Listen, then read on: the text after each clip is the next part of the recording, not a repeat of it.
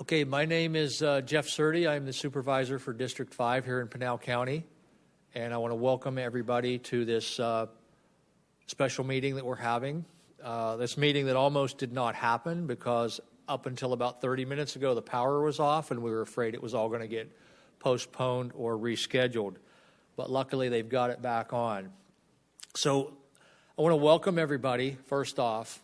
The reason this meeting is happening, there was a meeting on July 1st in one of the big churches in Gold Canyon, and there were a lot of questions that really didn't get satisfying answers. And so a couple of the groups in Gold Canyon asked, could we facilitate something like this? They were going to have another meeting like that, which probably would have had the same shouting over people. And this way we're going to have it very controlled and orderly with a microphone so that every question can be asked and answered. And we've invited, there's 4 distinct groups that operate from the Gold Canyon area out in the Far East Valley. And we've got representatives from each were invited. They'll each be able to ask questions. And we are privileged to have Lisa Atkins, the director of the Arizona State Land Department, who will be able to assist with these questions, and her team. And I'm going to now turn it over to Leo Liu, the county manager, who will also tell some format that we are going to want the folks to come up to this microphone because you can't be heard back there. So as you ask a question, we'll come up to this microphone. It'll then be answered over the microphone. And this is streaming live, and it will also be recorded so that anyone can watch it. And how will we get introductions, Leo? Do you want to? Yeah, thank you, Supervisor. If you want me, I can go over some of the logistics and then go through introductions. I'll hang here close if not, and then I'll be retiring up here. Okay, great. Yeah, thank you. And for the audience and members participating, we do have restrooms over here just right outside this door over to the right. And as Supervisor Sturdy mentioned, this is being recorded similar to the way a live board meeting would be streamed and recorded. It's the same thing. So right now, interested parties can be hooked up to the website and they'll be watching us. And then we'll post the video under a section called County Videos, and we can give you all the link to that so that you could pass it around to those that are interested and want to watch.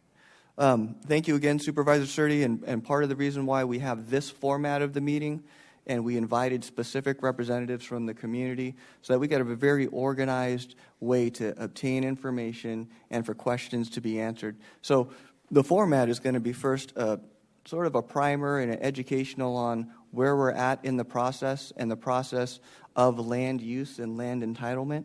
And I think that's going to be important to address some concerns you may have procedurally, and it'll help to inform you at what points and in what ways can you engage and your community members engage as a public. So we wanted to lay that out first so that there'll at least be a foundation of knowledge. If you could be patient with us on that, we're not trying to use time so that you won't have as much time for questions. We're trying to help answer questions up front and maybe have you have more informed questions. And then the State Land Commissioner, Lisa Atkins, is here, and then she'll be able to explain what she wants to and take questions. When we take questions, as the supervisor has mentioned already, the mics are going to be picking up and recording. So nothing from the audience will be able to be recorded or heard. So what we'll do is we'll go group by group, one at a time, and rotate so that y'all have an equal opportunity until we run out of time to ask questions. But when we ask the questions, if you can come on up to the mic to ask the question, and then whoever the appropriate person is can answer it from there. That way everybody can hear your question will be recorded, and the answer will be recorded as well. So do you want the first group, you want to have Gold Canyon Community, Inc. to introduce their players? Yeah, that'd be great. And we can go group by group. If the first leader of the group could come up, introduce who their organization is, what the organization's mission is, maybe a little bit about the organization and its size, and then a little bit about yourself. That way all of us in the room and the audience will know who's participating.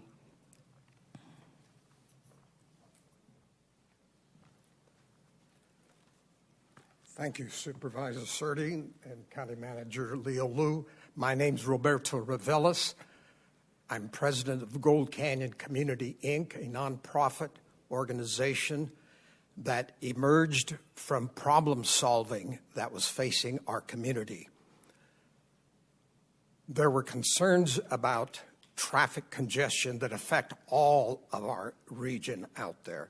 But we that are right in the center of Gold Canyon have a major street, Sleepy Hollow Trail, that was being overburdened with the possibility of traffic emerging from the new 700 plus homes that were being added south of Sleepy Hollow Trail.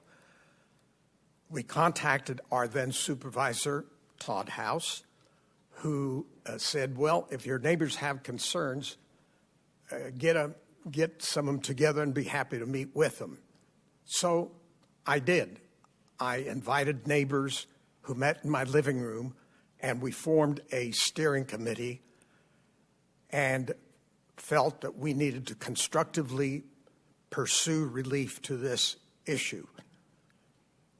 The result was a major community meeting where our then supervisor and our county staff arrived to be met by an overwhelmingly large capacity crowd at the Gold Canyon United Methodist Church.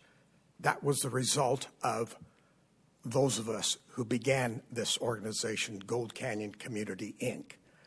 From there, we identified other issues, and we felt that our community needed more than one voice out there.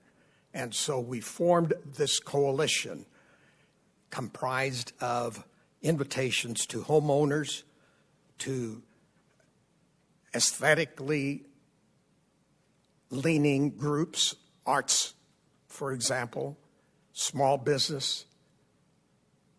And we came together with a board of directors of skillful, experienced leaders from both the public sector and the private sector.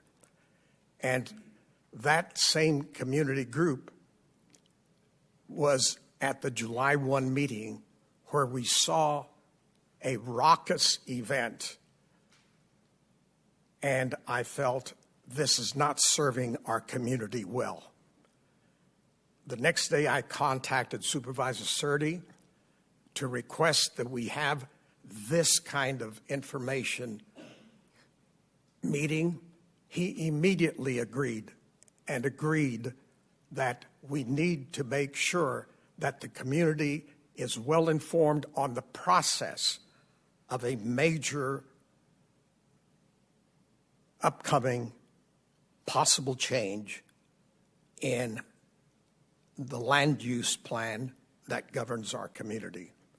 So you are here, and it demonstrates what our group, nonprofit group, Gold Canyon Community, Inc., is capable of doing. We invited all organizations in our initial stages to work together. Some of them chose not to, but I'm glad that some of them are here today. Thank you very much, Mr. Sir. Who did you bring? Well, from our immediate group, our Vice President, Maxine Brown, a very experienced person who has a credible reputation for working effectively among intergovernment agencies and communities. Okay. Thank you. Thank you. And then once we get everybody introduced, we'll just start in with questions from each group. So, Glenn, do you want to come explain Adobe and who you brought with you?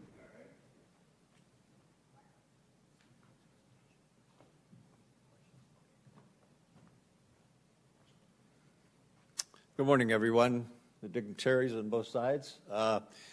Thank you for, first of all, arranging it, Roberta. I think it's a great idea having this meeting. My name is Glenn Walp. I am the president of the Adobe organization in Gold Canyon.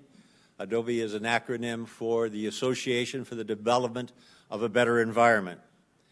A bit of a background on Adobe. Adobe began in that area when there were around 300 and some citizens who resided in the Gold Canyon area. When ranch land was sold and so forth, they just began to develop. And they decided at that time that they wanted to form this group in order to sort of guide the area as it developed. They knew it was an area that was certainly going to develop through the years, probably never envisioning what it is today. But they created this organization, had board members with two major goals, and those two major goals are just as relevant today as they were back in 1989. And number one was to ensure that the citizenry of Gold Canyon were aware of any types of situations that may occur in that area, the development, whether it be what types of homes could be in there, what types of businesses, the color mixture that could be there, the roads, anything at all that was based on this factor, that the goal of Adobe is for the development of a better environment, growing forward, not going regression, not going backward, but ensuring the environment. And we're not just talking about air, we're not just talking about the aesthetics of the community, but everything that went into the development of Gold Canyon. Again, it started in 1989. It is just as active today as it was then. Or we have major meetings from the fall into the spring of the year, but we have committee meetings that meet all year round as we are now, dealing with this issue and other issues. We are a great supporter regarding the Gold Canyon bypass, and our effort in that area is just as strong today as it was when it was around the turn of the century. At that time, many meetings were held to include the governor of the state at that time, who finally we got approval for the Gold Canyon bypass around the early parts of the turn of the century. The money was allocated by the federal government, but the Arizona Department of Transportation spent that money on something else. And we were, if you will, bypassed. We are still fighting for that, and it's just as strong today as it was then. I received a letter from the director of the Arizona Department of Transportation just yesterday. I've been working very close with Mr. Halakowski. He gave me some good ideas of what to do, maybe to get funding. We are on the maps of the county and the state as it interfaces with the north-south route, because they both culminate at the same spot, and the idea being that why not put them together? Just jumping ahead a little bit, we are highly supportive of Route 24 coming in. If that is what is established, that's fine. But by the same token, we do not want that at the expense of the bypass. Do it all at one time. Get it done at one time. They're very important, and we have no idea what's going to be coming into this land at this juncture, but it obviously is going to affect the infrastructure of the transportation in that area. Just a side note for people live streaming, and I think we have Mr. Howard Christ here today, who also was one of the movers and shakers at that time as Gold Canyon developed.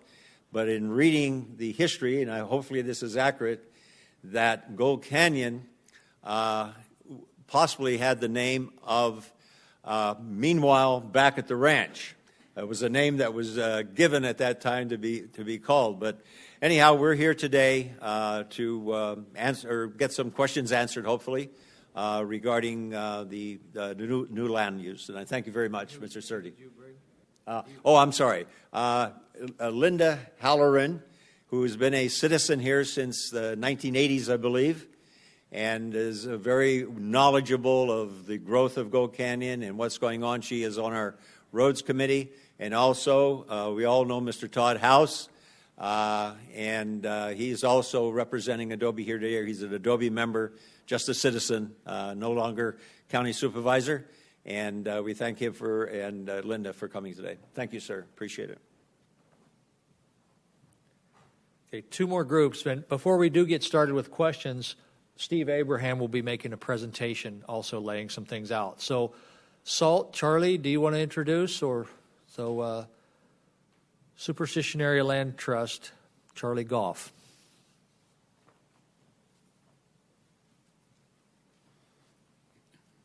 Thank you, Supervisor Surdy, County Manager Lou, and everyone else that's interested in this. My name is Charlie Goff. Charles, I go by Charlie. I've been the president of the Superstition Area Land Trust, or SALT, for some years now. Since I've been in this position, I've been trying to make sure that we return to our roots. Our mission was and is to conserve the natural Sonoran Desert open spaces surrounding the Superstition Wilderness area. It's a little broader than just south of the Superstition Wilderness area, but in fact the action has almost always been, not quite always, on the south side of the Superstition Wilderness in the general vicinity of Gold Canyon. One of my predecessors, Dr. Chuck Backus, who was, he rose to provost and vice president of ASU, and he also, until quite recently, owned the Quarter Circle U Ranch out near Peralta Trailhead. Chuck has always been very committed to trying to conserve the Superstition foothills that are part of Arizona State Trust Department's lands. He started a project when he was president of SALT for over 5 years, which resulted in, we kind of within the group call it SALP, the Superstition Area Land Plan. Many of you have seen this. If you haven't, I've got some extra copies here. And it's become more or less, well, Chuck is a little embarrassed if I say it, kind of our Bible. And while you can't see this, the areas that it called for conservation are ones we still work on. We never dreamed that we would actually accomplish all of it without some compromise, and we still try to carry that attitude. I think I'll keep it relatively short. We are very engaged, and we plan to continue to be engaged. One of the representatives here with me this morning is Mr. Harold Christ. I'm not sure I have to say much about him. He's responsible for having developed much of Gold Canyon. He had an eye on trying to maintain the open space environment that I think all of us could agree that we so much appreciate about the area. I think his record indicates that he's got a pretty good record and long years of experience on accomplishing such things. I suspect there was a little compromise in there at times. Another board member now for a number of years, Scott Anderson, who's a city councilman of Gilbert. He envisaged and shepherded the Gilbert riparian area. I suspect a number of people have seen that. So after he retired from that city planner position at Gilbert, and I guess the last half the time was really with the foundation to support the Gilbert riparian area, he spent several years up in Coconino County working with the feds and others on conservation issues. So he's got a long, strong record in conservation and has always been, since I met him a number of years ago, very committed to conservation of as much of the Superstition foothills as we can. And I should say, we've had a number of meetings with the commissioner, State Land Commissioner Lisa Atkins. We've never envisaged that we can just take those foothills somehow. The state constitution says if they're saved for conservation effectively, they have to pay market value just like everything else. So hopefully we've established relationships over a number of years in those efforts. Thank you. And that Gilbert Riparian Park is an awesome project if anybody hasn't checked it out. So I guess Mike Lamb from the Gold Canyon Business Association couldn't make it, so we have Pam Burks.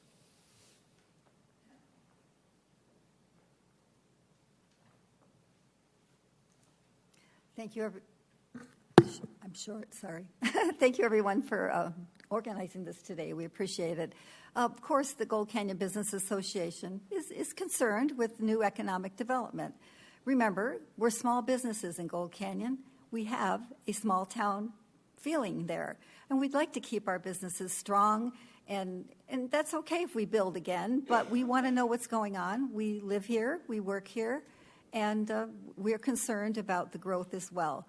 Hopefully today we'll learn some answers, and I'm appreciative of all the organizations that are here today. I'm also a Gold Canyon Lion, and we want to serve our citizens as well, and we're looking forward to what's going to go on today. We appreciate this effort. Thank you. Okay, I'm going to hand off to Steve Abraham, who's going to come up here and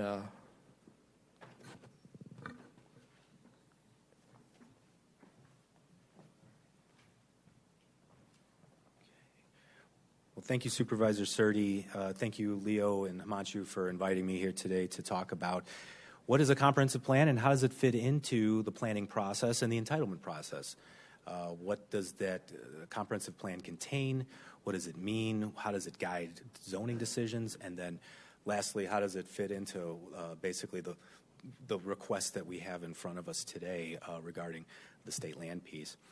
So the comprehensive plan, we create our future. Basically, it's the landmark document that will serve to steer the county on a positive course of action to manage growth, preserve the quality of life, promote sustainability, with its ultimate goal is to present one plan that reflects a county-wide consensus and its coordinated effort between us, the unincorporated areas, and the incorporated areas, the towns and cities throughout Pinal County.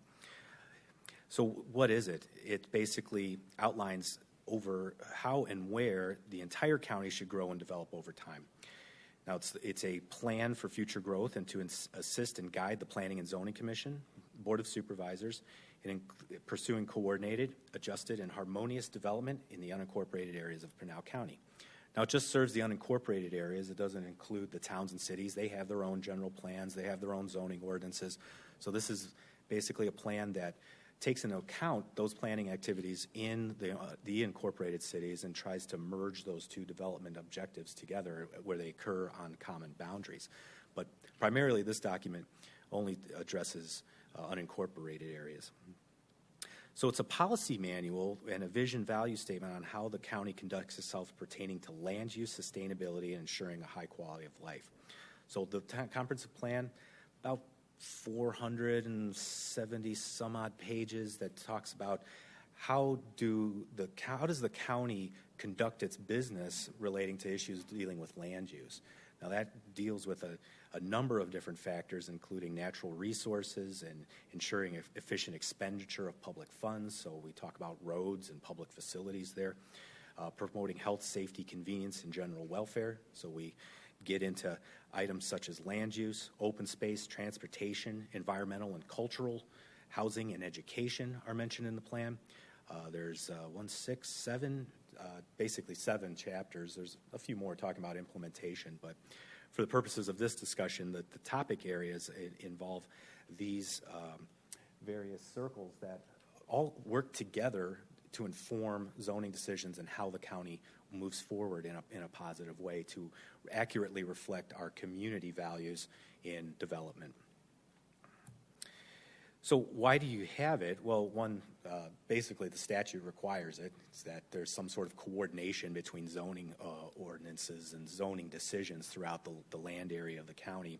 But at a more conceptual and higher level, it's providing a guide while providing for annual changes for decision-making concerning growth and development for staff, Planning and Zoning Commission, and the Board of Supervisors. So what that means is that every zoning proposal that comes through or any development proposal that comes through that requests a change to what the allowed land uses are in a various area, the first thing we go to is we go back to the comprehensive plan and look at does that change align with our vision. So if we were a corporation, this book would basically be our vision statement. And it also serves as a guide for members of the public to know what the vision statement is. So a landowner who has land right can look at this document and go, well, I want to change. Does it align with the comprehensive plan? So how did and when did it get adopted? So the current comprehensive plan was adopted in 2009. It was readopted, largely intact by the Board of Supervisors in 2019. It did win an award in 2009 as the best comprehensive plan in Arizona. And during that adoption process, it was a 3-year public outreach campaign. There was a lot of public input. There were design charrettes. There was incredible involvement from the towns and cities, the major landowners, stakeholders in the immediate area, state land, the military, mining. It took a while, but at the end result, through all of that effort, we ended up winning an award, and it ended up being adopted. Now, how is it different than zoning? So comprehensive plan is one layer that informs zoning decisions. Zoning is a completely different animal. It's basically, the plan would be a long-range policy document that serves as a blueprint for growth, developed and communicated as goals, objectives, policies, and visual maps, basically. We refer to it as our wish list. This is how we'd like the county to develop in the future. Zoning, on the other hand, is basically your property user manual. This is what you can actually do with the land. Every piece of ground in Pinal County has some sort of land right. Everybody is zoned something. They have the ability to do one house, or maybe they have the ability to do 10 houses, or they have the ability to put up a restaurant. All these different zoning categories basically allocated what you're legally allowed to do. Now, in some circumstances, the actual zoning is different than what the map shows. And in those circumstances, we basically say, well, if a change was requested to that allowed land use list, that user manual, ostensibly, it would have to comply with our goals before we are allowed to change it. But the land use and the zoning is permanent. It's hard zoning. It's what they can, a property owner can walk in and develop according to those specifications. So in those plans, goals, objectives, and policies, there's the goals and objective policies are simply the goal, and this is a stated goal of Pinal County, is to improve energy efficiency of Pinal County government. So these two were actually taken at random with just picked them out of the book. So our goal is to improve energy efficiency of Pinal County. So how are we going to get there? We're going to convert county facilities to low energy lighting and install energy efficient electrical equipment when economically feasible. That's how we're going to accomplish that goal. So, and we've done that in a number of cases, especially in our new building. And if you haven't had a chance, go over to the new community development building. It is beautiful. Second, just as an objective, protect dark skies in Pinal County. So that's a broad scope, sort of 50,000-foot objective. How are we going to do that? Well, we're going to employ outdoor lighting regulations that permit the reasonable use of outdoor lighting for nighttime safety, utility, security, enjoyment while preserving the ambiance of the night sky. And we've done that. We were nominated for an award on our light code, but we didn't win. But that's okay because we got a dark sky certification for the Oracle State Park down there, in large part to those efforts. So it is very dark down there, and you can see the Milky Way. So there are maps in the comprehensive plan too. There are 6, but the one everybody has its attention on and gets the most attention throughout my day-to-day activity is this one here. This is the land use plan. So all these various colors mean different things. Green is open space. Purple is employment. Various shades of yellow are the different densities of residential that can go there. And then there's a number of lines on there that, if you want, I can explain those later. But this is basically when someone comes in and they say, I would like to change my allowed land uses, we look at this map first and go, okay, does your proposed change line up with these colors here? Sometimes that's a simple question to answer, and we say, no, it doesn't, so you'll have to amend our vision statement before you can amend your allowed land uses. So it's a 2-step process. So kind of hold on to that concept first. There's a 2-step process that has to occur before a development proposal can be completed. Now, those colors are broad categories of land uses. Now, they're broad because our county is the size of Connecticut. If you took Rhode Island and Connecticut, we're just a hair bit smaller than that, but our county is responsible for planning an land area basically the size of a state at this point back east. So we have these broad categories of land uses that outline big, buckets, if you will, of different types of land uses. There's also some alternate land uses. I'm not going to get too deep in the weeds, but it specifies what type of land uses would be favorably looked on if a rezoning proposal were to occur. So there's broad categories of open space. There's 4 different shades of green. They all mean slightly different things. There's several different shades of yellow. Some of them include high density housing. Purple, which I think you're all familiar with, equals employment. So then that proposal that comes in is evaluated against the maps, the goals, objectives, and policies, with the sole purpose of making sure that development is coordinated amongst the various stakeholders and internal county departments and the vision statement, so it doesn't appear to be random, that we don't get random occurrences of land use changes. It's already enunciated in the vision statement. Now, again, just to rehash, if someone comes in and wants to change that vision statement, they have to ask that change first before that zoning can come in. So it's not just what someone can do, it's what a neighboring property owner or the community at large knows what other people can do as well. Equal protection kind of concept there, so we all know what each other is allowed to do. So it's not zoning. Zone changes are a separate process, but it does heavily inform zoning decisions. So that's basically the crux of that. Now, how do you change that vision statement? Now, there's 2 different types of changes. There's major and there's minor, primarily based on the size of the change. There are some other factors. Won't get into that at this point, but I can if you'd like to get more information on that. Those non-major changes are generally smaller, and they can occur at any time during the calendar year. The county allows those non-major changes to happen at the same time as zoning changes in an effort to provide customer service to our development community. The major amendments, because of their size and impact to the vision statement, only occur once a year. Our code does not allow zoning changes to occur simultaneously with majors, but they can be processed together. But the hearing for the major will occur first, and then your zoning change will occur after. So there's a little bit of a lag time there. And they also have to occur once a year and be completed in once a year as well. So there's I'll just skip ahead. The primary goal for the public involvement is to achieve active, often, and meaningful public participation throughout the major amendment process. So it starts in May, generally concludes in October and November.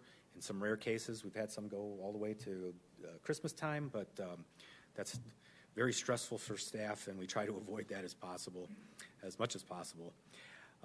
So the public participation of these majors includes a 60-day review where we give our towns and cities and other stakeholders opportunity to digest those amendments, take their time in evaluating them, and see how they impact their land use, and then get back to us in a timely way. Also, you'll see some mail-outs. You'll see some public involvements. The applicants are required to do neighborhood meetings. And the time for comment is all the way up to until the Board of Supervisors makes a final vote. So some of the major landmarks in that process is the submittal is in May. Citizens Advisory Committee, 15 folks 3 from each district in the county meet in September. The Planning and Zoning Commission also meet in September. And then the Board of Supervisors again in October. Citizens Advisory Committee recommends a course of action to P&Z. P&Z recommends a course of action of the Board of Supervisors.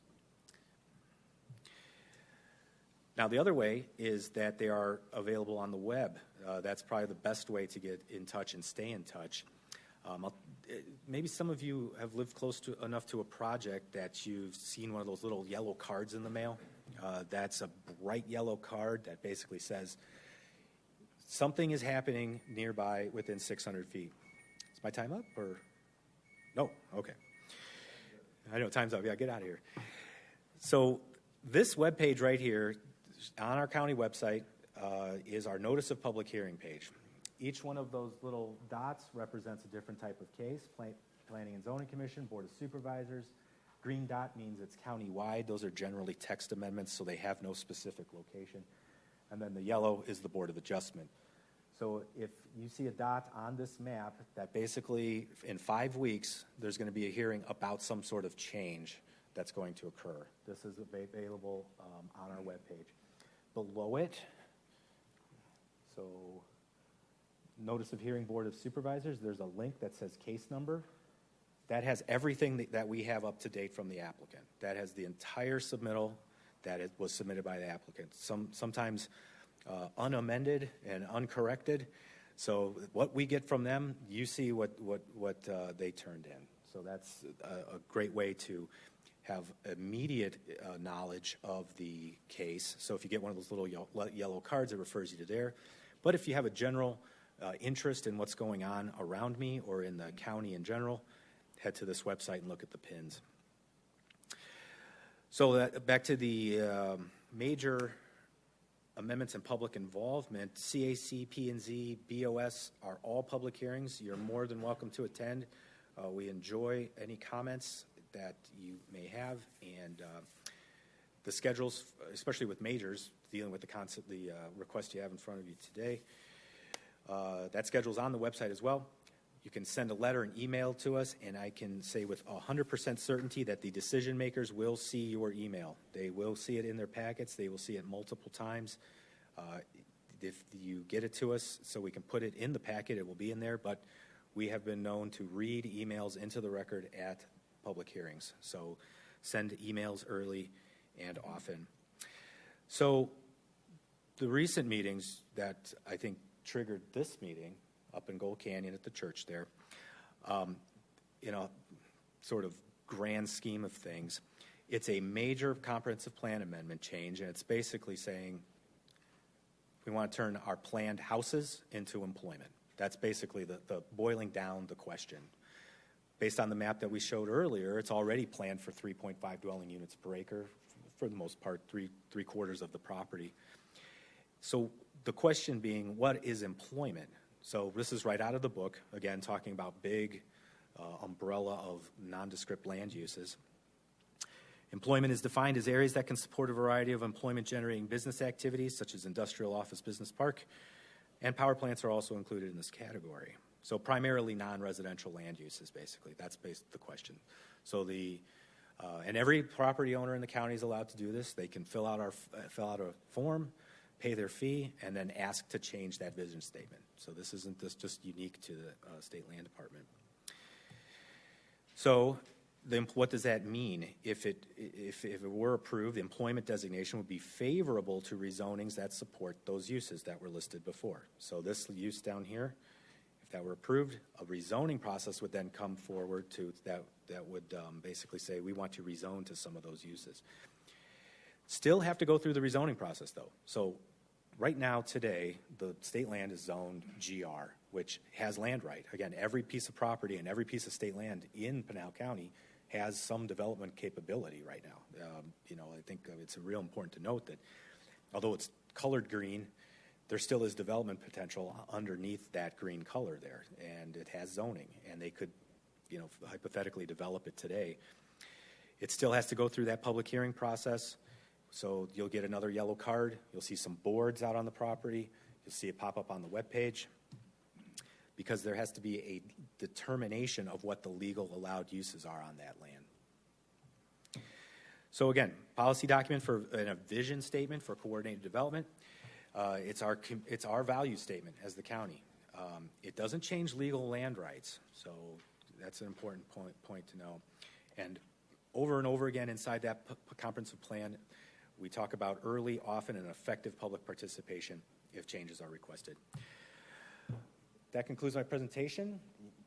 Linda, Leo, if you'd like to add some more. No, thank you, Steve. Appreciate it. All right. Thank you. Very educational. And State Land Commissioner Lisa's up next,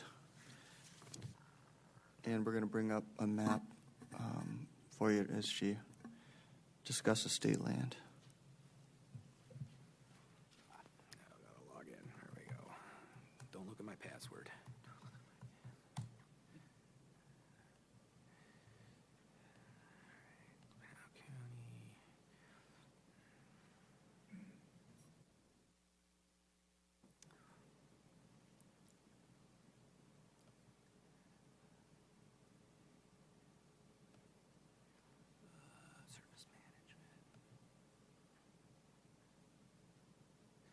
that okay? Or do you want to blow it up more? That's great. Oh, other way. Too much. A little smaller. Okay, here we go.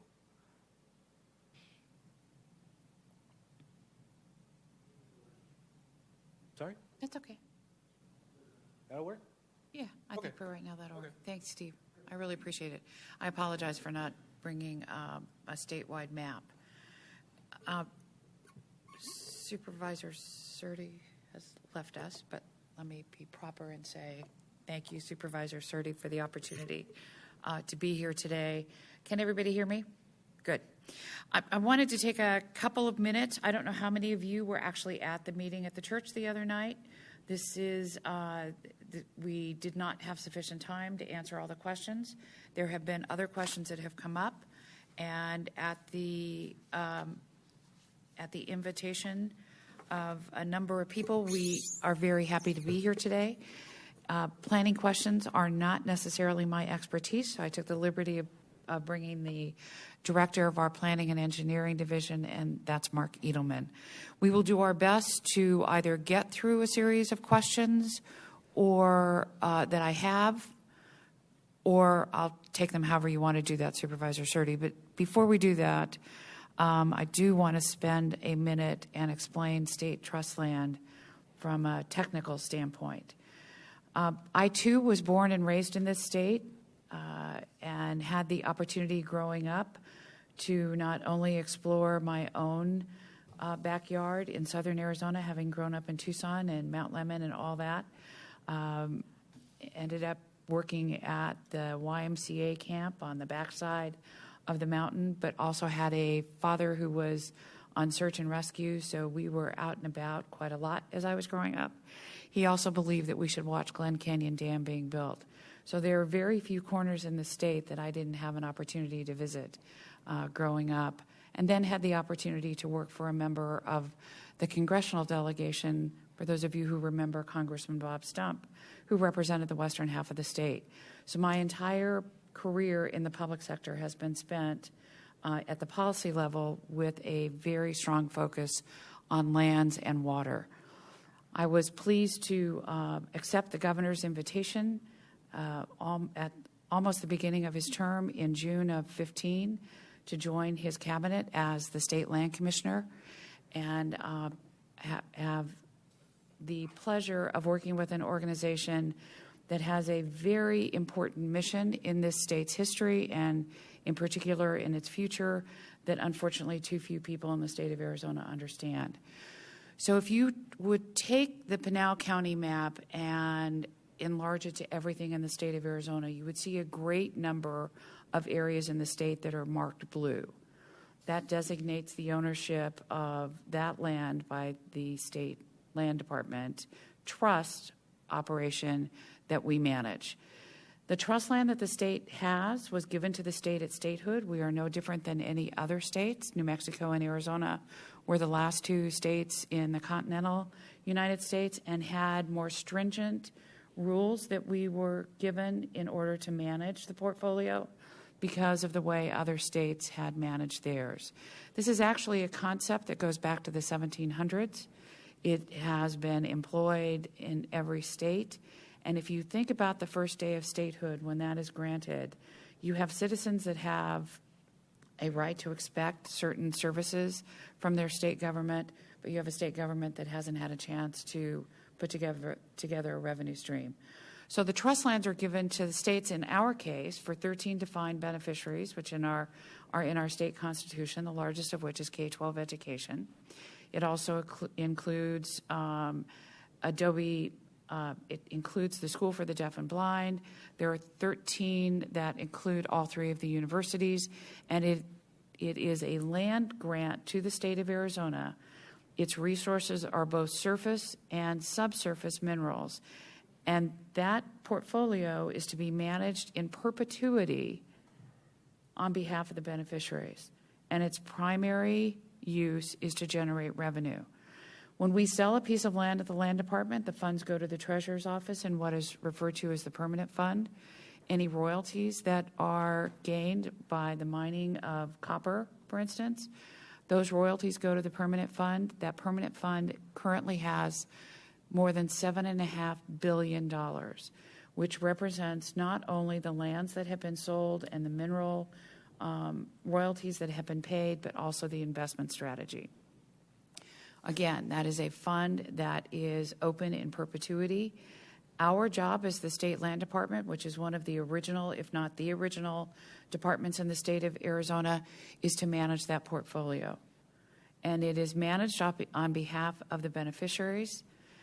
And when it is ripe for land sales or mineral leases, whatever it is our job to follow the law, follow the state constitution, and make those lands available for development.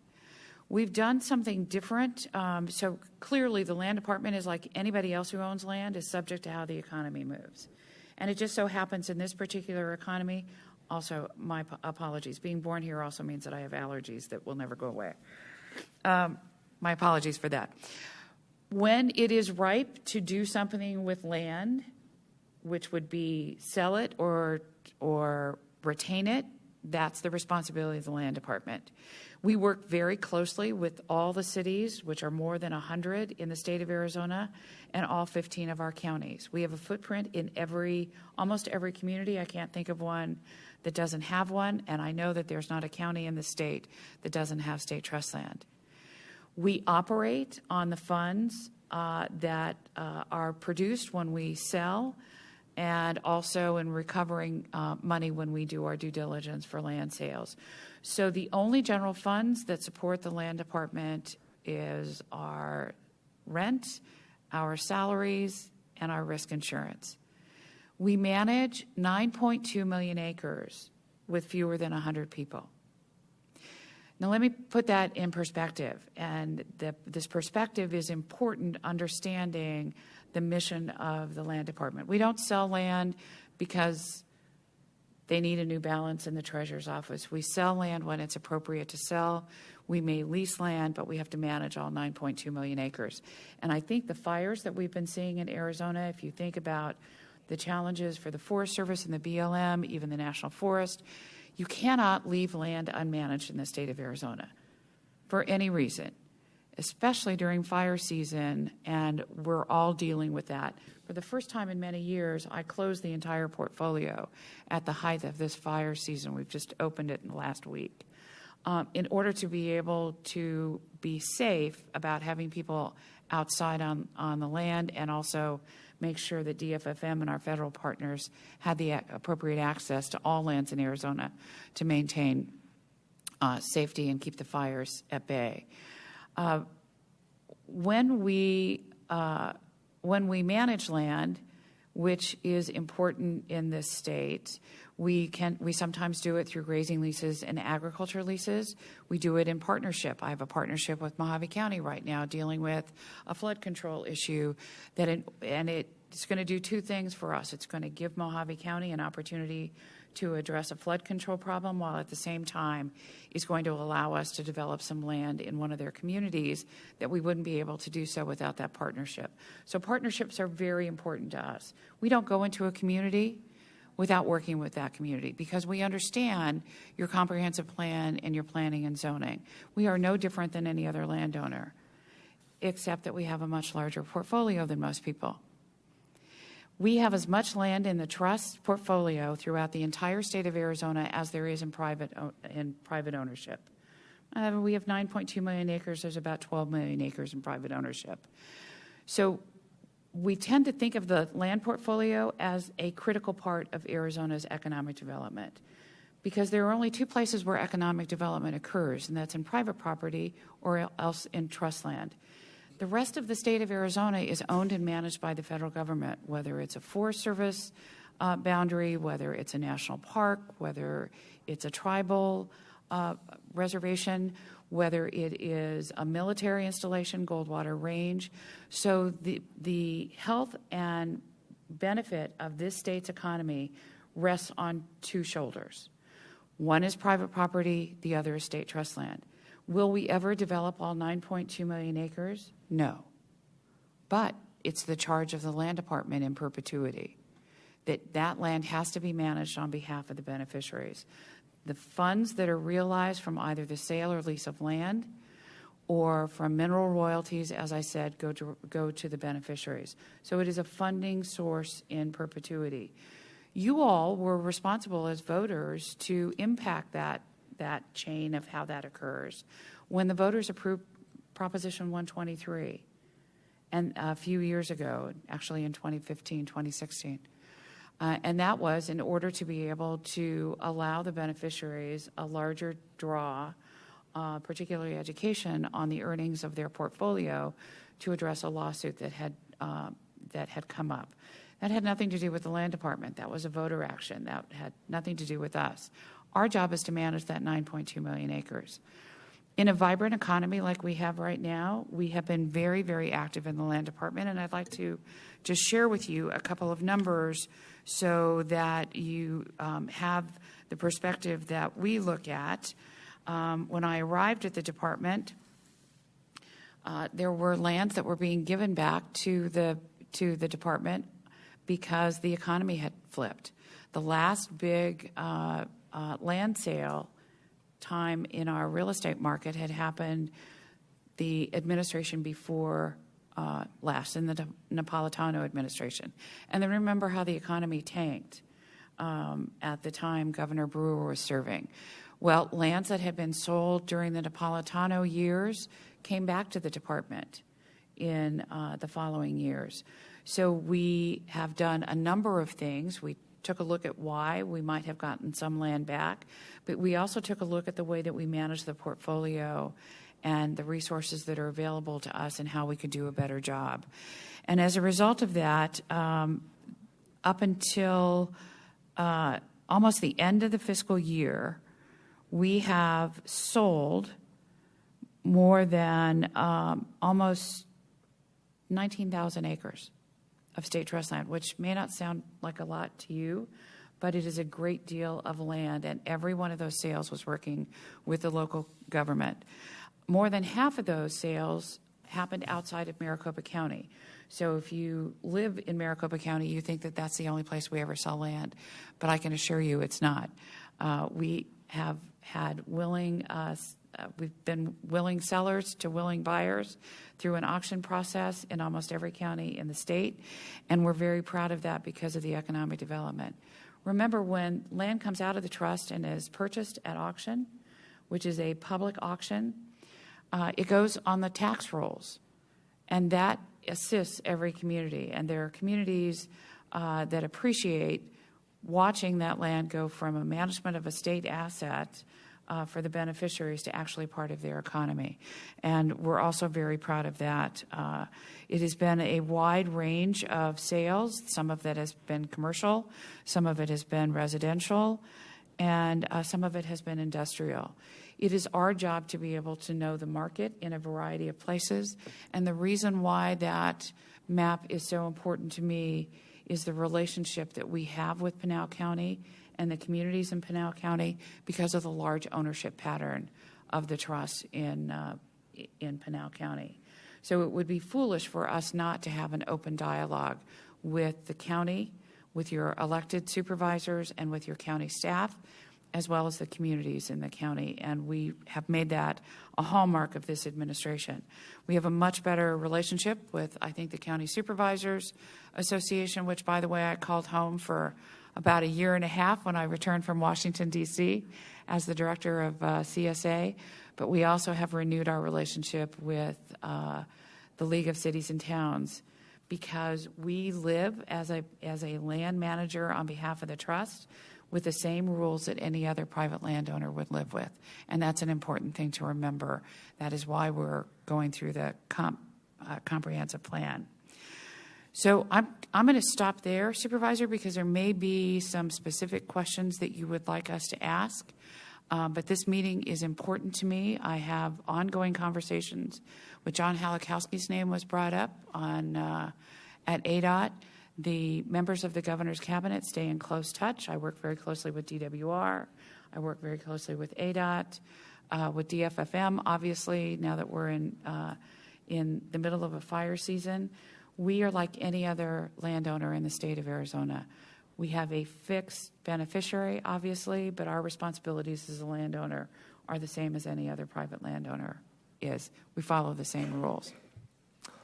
So, Leo, I think we should just start going on a rotating basis. And is everybody okay with the order that I introduced everybody? Have Gold Canyon Community Inc. Do you folks want to ask a question? And if you could please, whoever wants to ask a question, come up to the podium and ask. That way that it could be recorded and heard by all.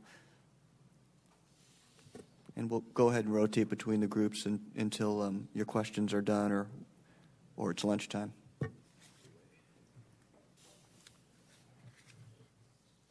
Keeping in mind that Gold Canyon Community Inc.'s mission is brief but powerfully composed to reflect our community.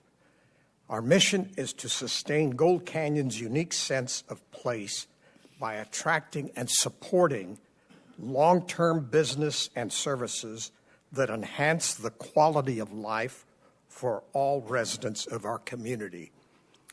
With that in mind, there were two significant questions that were on the top of the list submitted to me. One of them is, once the major amendment is approved, will the new open space be preserved in perpetuity, or can it be changed through a future amendment? Then the second question is actually two in one. It's about the process to amend the comprehensive plan. How does a company bid when they have no assurance that the next step of zoning will meet their needs? And are there any requirements to the type of business that is able to bid? If it is strictly based on the highest bidder, how is there any control over what type of employment goes in? Thank you, Roberto. And you got two questions in there, so we'll make sure to give two to each. First question, Steve, do you want to answer that?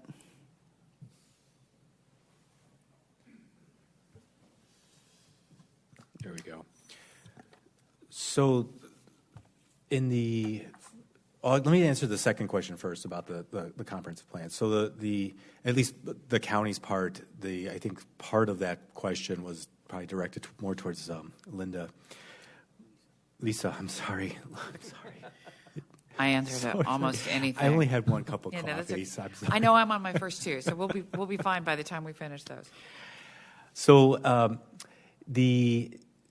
like I said in the presentation, anyone can request a change to the comprehensive plan. So in terms of whether or not it stays in perpetuity would be up to the landowner and also up to the Board of Supervisors ultimately to a change request at that point. So if the amendment gets approved as proposed, you'd have some of it as employment, some of it as open space. Any future changes would then have to be approved by the Board of Supervisors. So that's my part of question two. And the first question is, and refresh my memory, on your question, it was basically what was the assurance that what employment uses can go there. So that's controlled by the zoning process. So if someone comes in and says, I'd like to do X, Y, and Z, it's up to the zoning part of that to actually assign those legally allowed land uses. Was there a third question? Or I think that was it. Okay. Yeah. All right. You're welcome. Oh, wait. Lisa had some follow-up.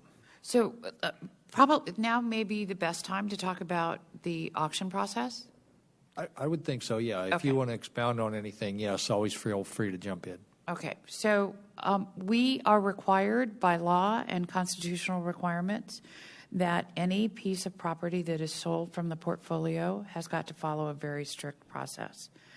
And two things are required.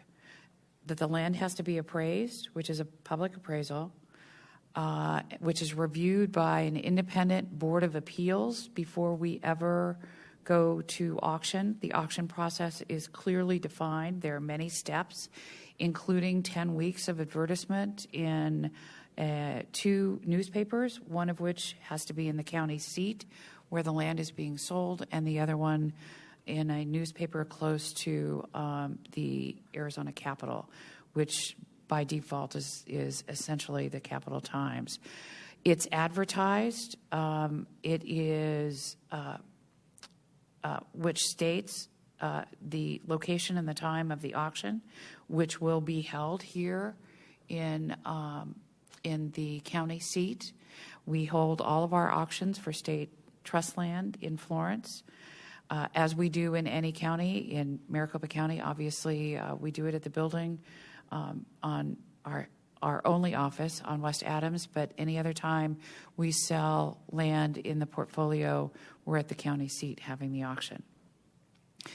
We have open auctions.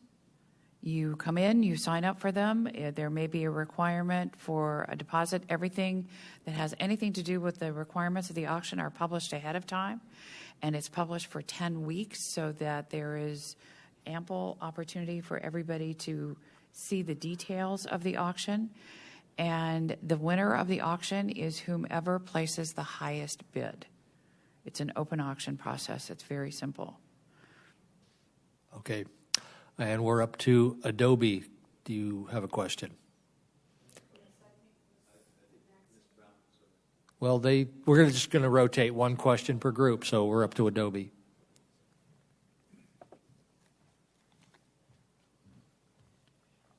Okay, I'm going to read an article that I saw in the Rose Law Group, and it was a quote that was stated by Jordan Rose, who is the founder of the group, and she was commented, "What we can trust is that the State Land Department would not auction this much land unless the user and use were compatible with the area.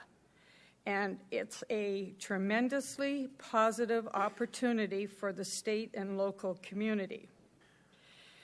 And I almost found the word compatible an oxymoron.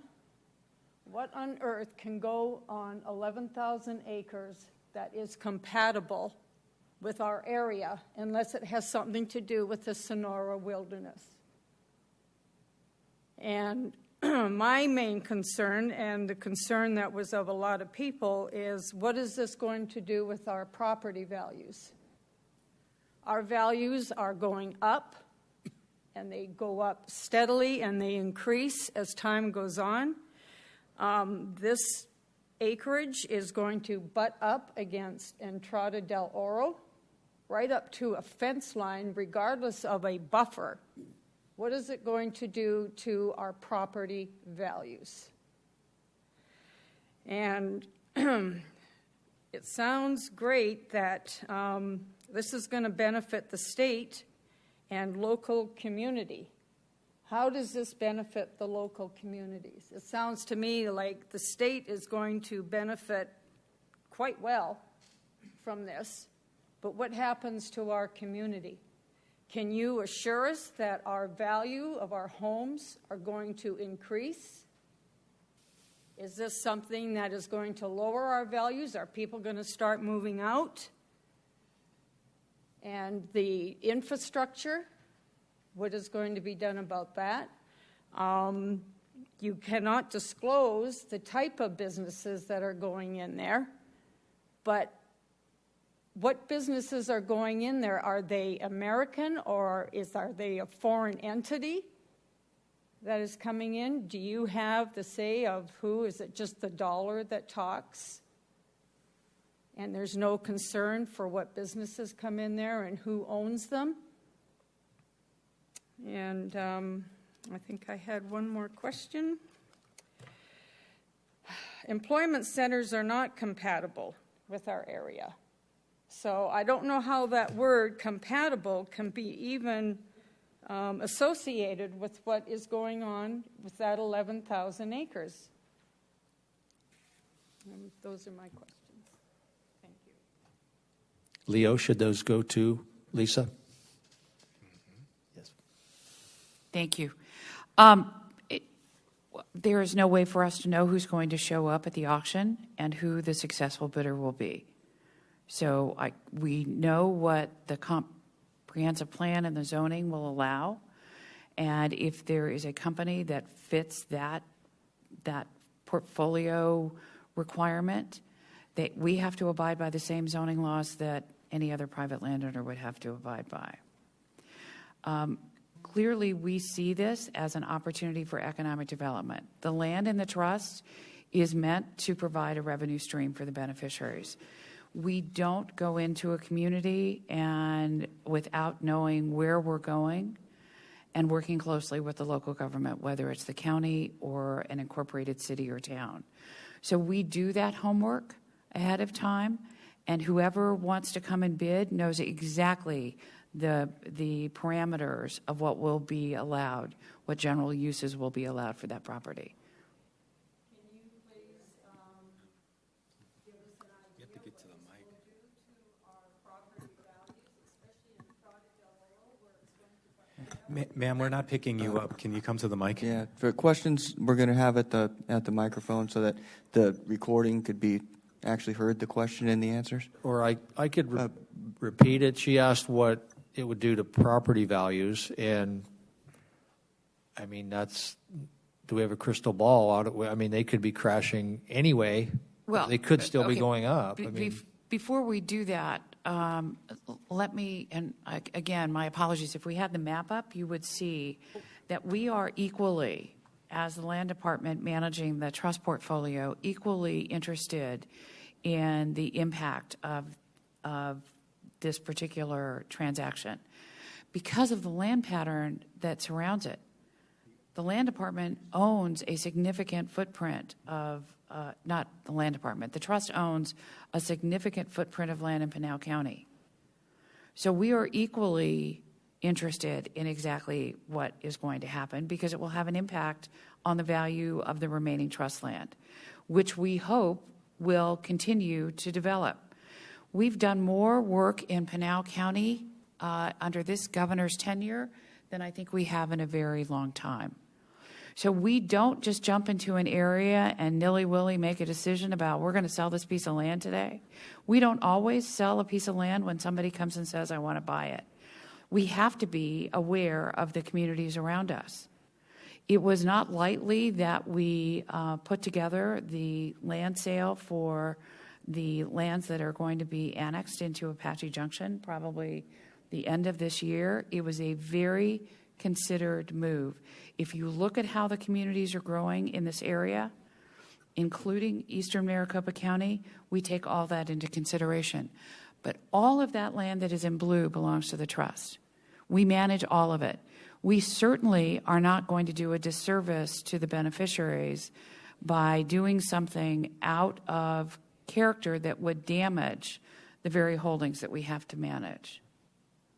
We are very well aware of the neighbors that we have. We work, and Supervisor Surtee can tell you that I am a part of a conversation that he is having about land uses and land ownership in this area. We don't parachute in and out of communities and make decisions without being aware of what's going on. That's why this conversation is so important, but this isn't the first conversation that we've had about land management. So please, I cannot tell you. It's a crystal ball I don't have. One reason is we have no idea who's going to show up at the auction.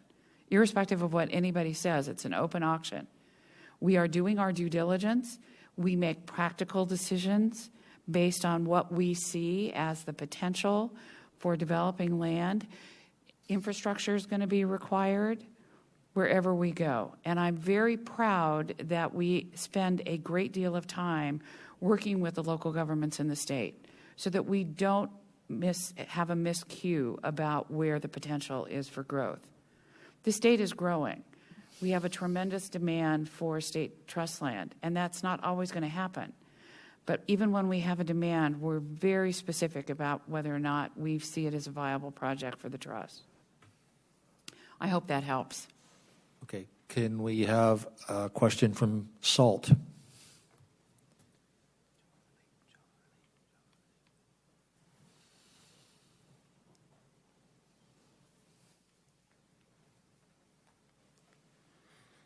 Thank you. I remind you, as I start to ask this question, a two-part question. SALT's mission is to conserve the natural Sonoran Desert open spaces surrounding the Superstition Wilderness area. That most certainly includes the land to the south. In fact, our organization, long before my time with it, felt that the most important question going forward, the most important consideration going forward to try to retain the character of Gold Canyon is to trying to retain as much of that open space as we can. Inevitably will be a compromise. So my question is, which condition under the present comp plan or the proposed comp plan provides the most open space adjacent to the east side of Gold Canyon between Peralta Road and the Superstition Wilderness area?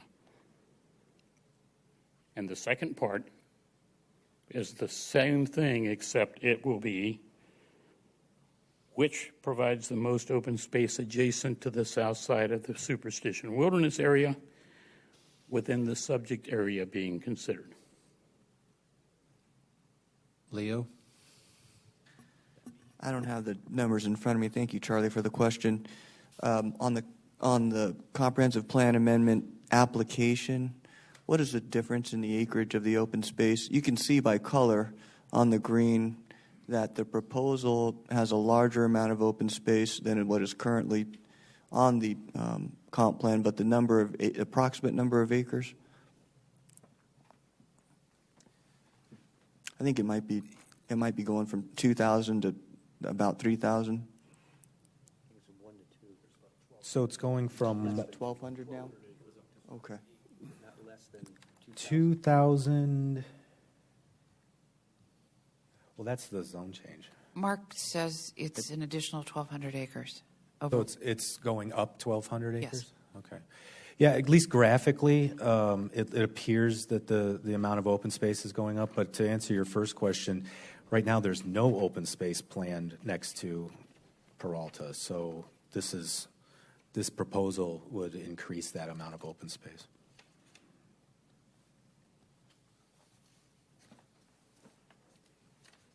Okay, so we're on to Gold Canyon Business Association question.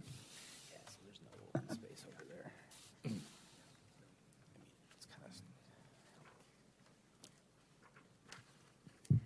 Linda, I want to be sure I understand what you were saying earlier about the comprehensive plan and how you believe we should be in line with that as far as the state's concerned. So when I reviewed some of the things in this comprehensive plan, I believe it says we want to keep a harmonious environment in Gold Canyon, preserve the quality of life, and promote sustainability.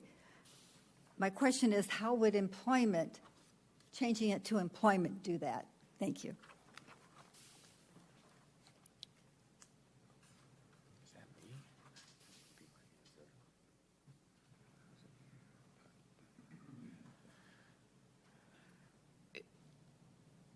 So we believe, having worked with the county and being an active participant in, obviously, in the request for a comprehensive plan change, and knowing that there is zoning, which we abide by like any other landowner does, that it is within the zoning. And let me give you an example. Clearly, our interest is to maximize the value. Can't go to auction without having appraised value, but our intent is to maximize the value of any part of the holding of the portfolio, which is why we don't take everything to market at one time. We take it when it's ready. We have worked successfully with local governments, with cities and towns, and also with counties in the state to have a range of opportunities that will fit several. In the zoning package, we call them zoning banks. We're in a comprehensive plan change request now. I think most of that will, when that is done, that will be reflected in the zoning. So we're trying to be as flexible as possible. I can't tell you who's going to win the auction. they're going to have to follow the same rules that any other private landowner would follow. So I'm not quite sure I understand your question. I apologize. The question is, if we change what we have now in Gold Canyon, which is harmonious and we don't want density, we don't, as a group, want employment to be there. How does that align with what is said here in our comprehensive plan? It says we want to keep the sustainability, and we want to keep it harmonious, and we want to keep it with, and you say you want to change it, or whoever is saying it, to change it to employment. Employment is not going to be harmonious. It's not going to be sustaining our way of life in Gold Canyon. So the question is, it could be a lot of things, but to be called employment is not really in line with this comprehensive plan as I view it. Does that help a little? I mean, how does it change to employment is the big question. Leo? Yeah, Steve, if you could bring up, I was trying to bring it up here on the computer as your question was being asked, but in the application, it goes through those and it details them within the application itself. I don't know if you're able to bring that up. Leo, while he's pulling that up, you gave me a stat several weeks ago about we have nearly 500,000 people in Pinal County now, and that there are 51,000 jobs in Pinal County, which means that the majority of our employed folks have to go to Maricopa County for jobs. So you would have all of Santan Valley, Apache Junction, and the new D.R. Horton area that would be looking for jobs, and this would be very close to that. Yeah, sure. And quite honestly, our assessment of what's happening here, as in other places in the state, is that employers are looking for, there's a need for that. We clearly wouldn't come to the Board of Supervisors and ask for a comprehensive plan change unless we thought there was a need. It is very unusual for us not to go to the local government or to the county to ask for plan changes. All of this land has sat vacant for not vacant, but none of it has been touched for other than just general designations. So knowing that we believe that there is a demand based on the work that we do, not just in this one particular area, but throughout your entire county and throughout the region, we believe that the demand is there. We wouldn't be taking it to auction if we didn't think that there was a demand. So we're following the rules that the county has with regard to requesting a comprehensive plan change, and then that's a zoning conversation after that. So with all due respect, as a landowner, we're approaching it according to the rules that the county has for going through its planning process. Is Steve still attempting to answer? Yeah, I think Steve's trying to get the text of the application itself, because it does go through those points where the application is quote unquote harmonious with the plan itself and the elements of the plan. And I apologize, I didn't bring that with me. Yeah, me too. I'm sure he'll be able to bring it up. It's posted on the website. In that way, it'll help the public also understand where the actual text of the application is and where to find it. To answer your original question, Supervisor, and just from a bigger picture county perspective, and former Supervisor House would remember this as well. We started strategic planning countywide back in 2014. And there were elements that were important to the county. To the stats that you were pointing out before, we have 110,000 of our residents that go to work outside of our county, and we only have 30,000 that live and work in the county. And it is a cliche, but it's a true cliche that we're trying to create a community of live, work, and play. And that does affect health, and it does, and a healthy economy in the county funds all of the amenities that a community has, in addition to the protections of the government. So one of the strategic goals from 8 years ago was always to do a couple of things: to increase high-paying, good jobs, quality jobs in the county, and to train up our workforce and develop that, and transportation, of course, it was always high on there, and so is open space.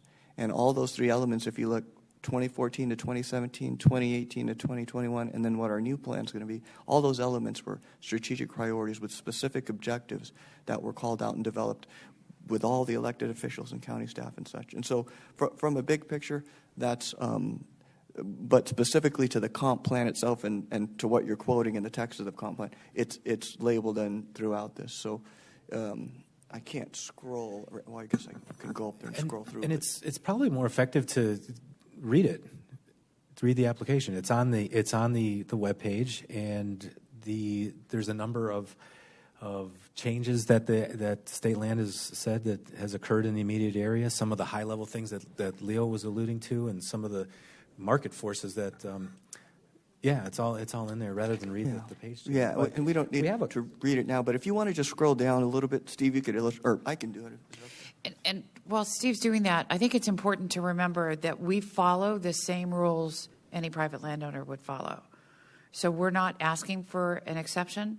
We know that the way the comp plan is written now, we would like to see a change in that as the landowner, and it's a public process.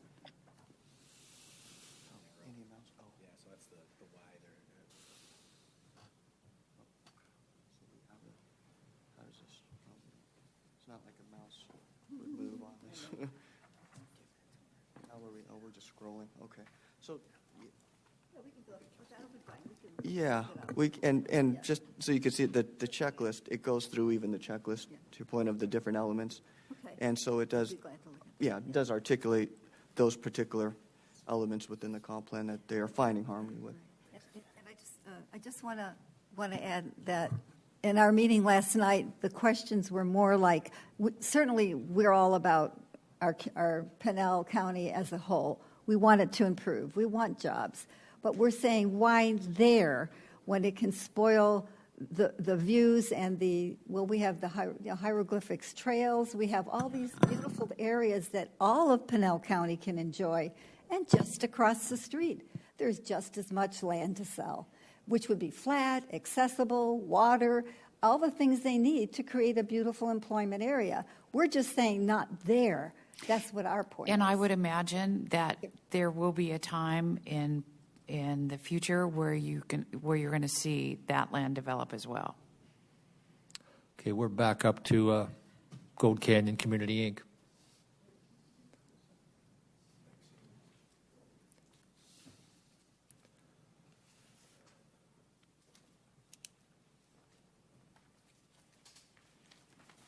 Thank you for this opportunity. I'm Maxine Brown with Gold Canyon Community, Inc., and we want to just make sure that in this area that we maintain the environment, the washes, the vegetation for both housing and employment, and make sure that everything is saved. Will this be part of the process?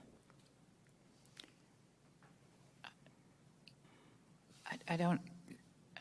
Tell me what you mean by being saved. Is that what you said, saved? Right. We've seen development come in and they've bladed everything and the cactus has been destroyed and the washes have been destroyed. We'd like to see something that put into place that all of this would be saved in the environment. So that, to be perfectly honest with you, we will follow the plans of the county as far as the comprehensive plan and the zoning is concerned. But whoever wins the auction will have that decision. I can't speak on behalf of if the auction does have a successful bidder, what that successful bidder is going to do, except they will be subject to the same comprehensive plan and zoning. Great. Thank you so much. We appreciate you being here. Thank you. Leo, I'd like to jump in there. That question, a lot of similar questions came up in that meeting last night, and I believe that the petroglyphs and everything would be up in the preserved part of the land up in the foothills. And I also think that the county could definitely mandate that the cacti be preserved, and there are opportunities for it to be used in other places. So I would definitely, if this comes before the board, then I would definitely push for that. Yeah, and that would be addressed in the zoning process, and that would be something that the board would be guiding and approving. Or not approving, and obviously you've been through many of these before, stipulations, and it's a back and forth and a compromise. so to speak, with developers. But those kind of major concerns, whether it's the preservation of washes, whether it's lighting, they'll all be addressed into the entitlement, the zoning process. Okay, we're back to Adobe.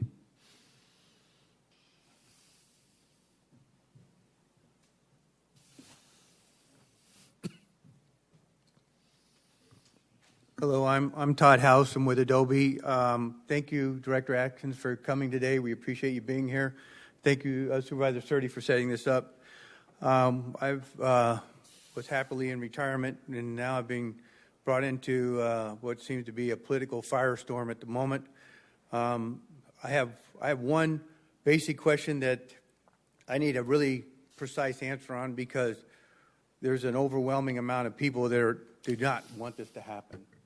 And when I talk about people that don't want this to happen, I'm also talking about, if you talk about the people that live where I live, which is on the eastern side, the western side of the Superstition Mountains, that's their mountain too. So it's not just the people of Gold Canyon, it's the people that surround the Superstition Mountain range. And quite honestly, we all feel that that's our mountain, and we want to preserve it, and we want to preserve the site and all the views. Quite honestly, that's why my biggest question is, how do we stop this? What's the most effective way, policy and procedure, to stop this from happening? Because there's an overwhelming amount of people that are against this going forward. They believe that there was way too many conversations behind the scenes happening before it was brought to the public. They're not trusting government at this point in time on this whole situation. So they're wanting to stop whatever's happening. My question to you is it emails? Is it petitions? Is it phone calls? What's going to be the most effective way to stop this from going forward? Thank you.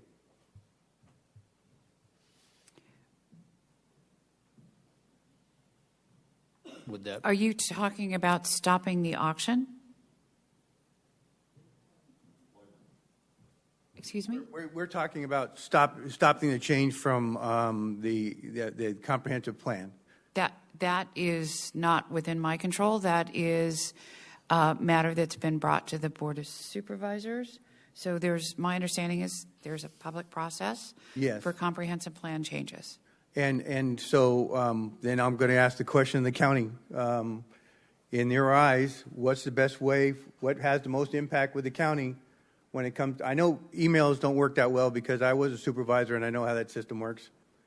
Is it petitions? Is it phone calls? Or is it emails? What do you want from the people to prove to you that this is not a good idea? Supervisor Sturdy? Leo, so the process right now is there'll be P&Z work session on Thursday. This will not come before the county supervisors until October. Yes, the public hearing and the vote on this comprehensive plan amendment and the 4 other comprehensive plan amendments, major comprehensive plan amendments that are being requested, is on October 1st. Okay, so you want to, it doesn't make any sense to try and pack the house in the COVID era. So you're avoiding the question. The question is, what's the best way for the residents of around the Superstition Mountains to stop the change in the comprehensive plan from happening? Is it voicemails, emails, petitions, phone calls? What's the best way to get this stopped? Because there's an unimaginable, I can't even tell you how many people are against this, and they want it stopped. There are a variety of ways to make your voice heard. We have the emails. We have all the public hearings are open to the public. There's public comment. There's phone calls. Any way that someone who wants to be involved, there's a way to do that, and they would use the method that's most comfortable to them. Okay. And if I could just tag on to that, ultimately the decision is going to be made by the Board of Supervisors. So I think it's up and incumbent upon any citizen to reach out to their Board of Supervisors. They're the persons that will be making the vote, and however they feel comfortable approaching or communicating with the Board of Supervisors, all Board of Supervisor members, is what's going to be needed. Right. Okay. Thank you very much. Gold Canyon Business Association. Yeah. No, we're back to SALT.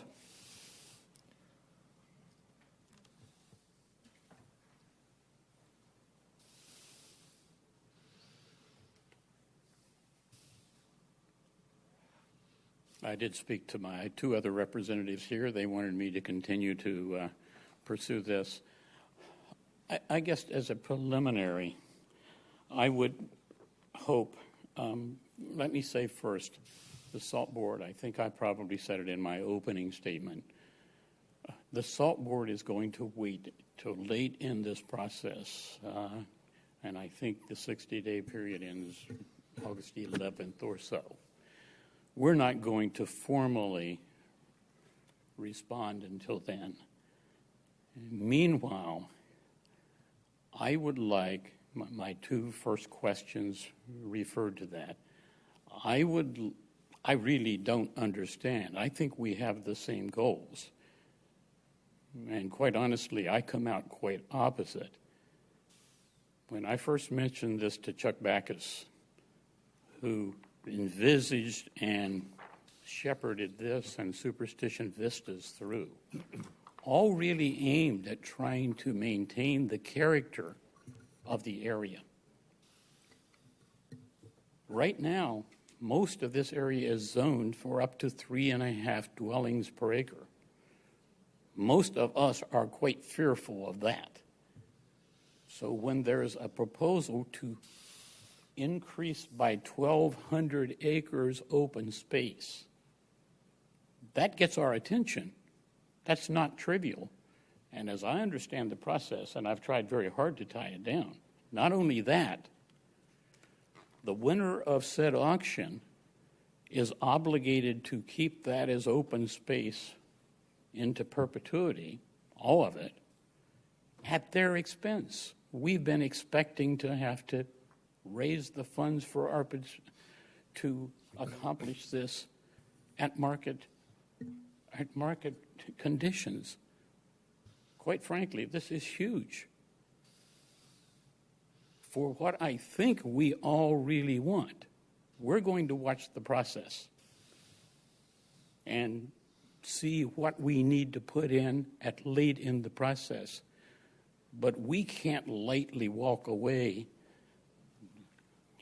Oh, as has been pointed out, we can influence it only by influencing our supervisors' votes, all 5 of them. We think this proposal goes a long way. I would invite anyone, if this is our Bible, to see how this proposal lines up. This didn't say there would be no development north of 60, but it did have no development north of Peralta Road. This comes close to that. As Leo Liu or someone said, there's some compromise in here. I would like it to be even more. I'd like to have it all. But in the real world, that doesn't happen too often. I'm fearful of the sea of rooftops that might happen under the present comp plan. I'm much more fearful of the present comp plan than of the other. I also have concerns, and I think all my fellow SALT board members and SALT associates have concerns about what goes in there, and I can be very cynical, and I think the rest of us can too. But until they prove otherwise, I'm willing to take at face value the assurances. What's the old cliche? The only thing guaranteed in life is death and taxes. It's probably pretty accurate. I don't know how this all got so sideways. I think for your own goals, but I'm quite willing to have plenty of conversations. I think for your own goals, if we reject this amendment, we're right back to where it is now, which is, I wouldn't mind the commissioner, blame the commissioner at some point. She and her colleagues say, let them have it that way, we'll put it up to auction to a developer. I'm willing to carefully accept the assurances. I would love it if we could have nothing north of 60. When I talked to Chuck Backus the first time, after this came out, he said, I've been waiting for this for over 20 years. It had to happen. We've all known it had to happen. The question, like any compromise, is when do you, not that we're doing the negotiating, it's a kind of different process, but it's an open process. I embrace this process. We can still have lots of discussions. I don't know if there's any give in the system or not, but we've got a concrete proposal. I think we should find a way to pull together for what we clearly all want. We've got the same goals. Let's not fight each other. I guess I didn't ask a question. I made a statement. So since he didn't ask a true question, I'd just like to provide some commentary. And I've been warning for several years that Peralta could eventually be bigger than Gold Canyon. And I don't want to see 30,000 homes in there. And there's an option of 11,000, you know, 1 per acre or 3. And being a developer, you can make more money doing 3 an acre. And they could be right up against Peralta and Entrada del Oro. This, I think, would preserve that. And then going back to Mr. House's question, there are 5 folks up here. And even if I come out, and I don't know how we'll vote yet because I'm still taking in info. I mean, it's going to be up to a majority. You're going to need 3 of 5 to change, you know, whatever is going to be brought before us, which we don't know yet. But I'm still listening and seeing if the positives outweigh the negatives. And there are a number of positives in this whole possibility, this whole possible prospect. So now we're up to Gold Canyon Business Association again.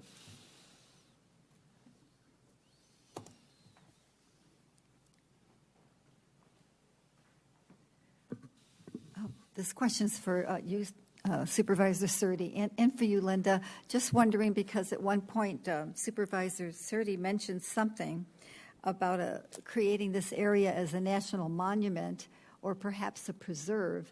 Does that, you know, do anything to help with the situation just on the north side? I wouldn't say never sell land or never try to have prosperity, but surely this is very sacred area to most people in this in the community, in the surrounding communities. I know people who travel way from the west side to come and hike Peralta trails. It's really important to our state, I believe. But any possibility of something like that, trying to preserve that area? That would be up to the new property owner. We don't have a way to do that as the land department. Like I keep saying, we have to live with a comp plan just like any other landowner has to do.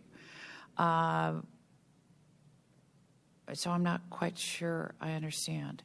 So quite honestly, I have no control of who shows up at the auction.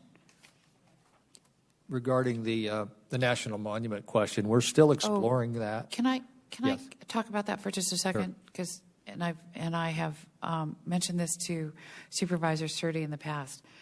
I'm very well aware of the state land department and how it fits into the federal landowners, having been a member of the staff of the congressional delegation when the delegation went through and took a look at all BLM and Forest Service lands and created every one of those wilderness areas that is on the books. Was done by the congressional delegation after days and months of public input. All those were public discussions. The boundaries were approved by the United States Congress for both the Forest Service and the Department of Interior, the BLM, as far as the wilderness areas we have. All of their work that they do in the BLM and the Forest Service are all driven by plans that are very public processes. Those are the things that you need to be aware of. And I made that comment to Supervisor Surtee as he's gotten a group of us together.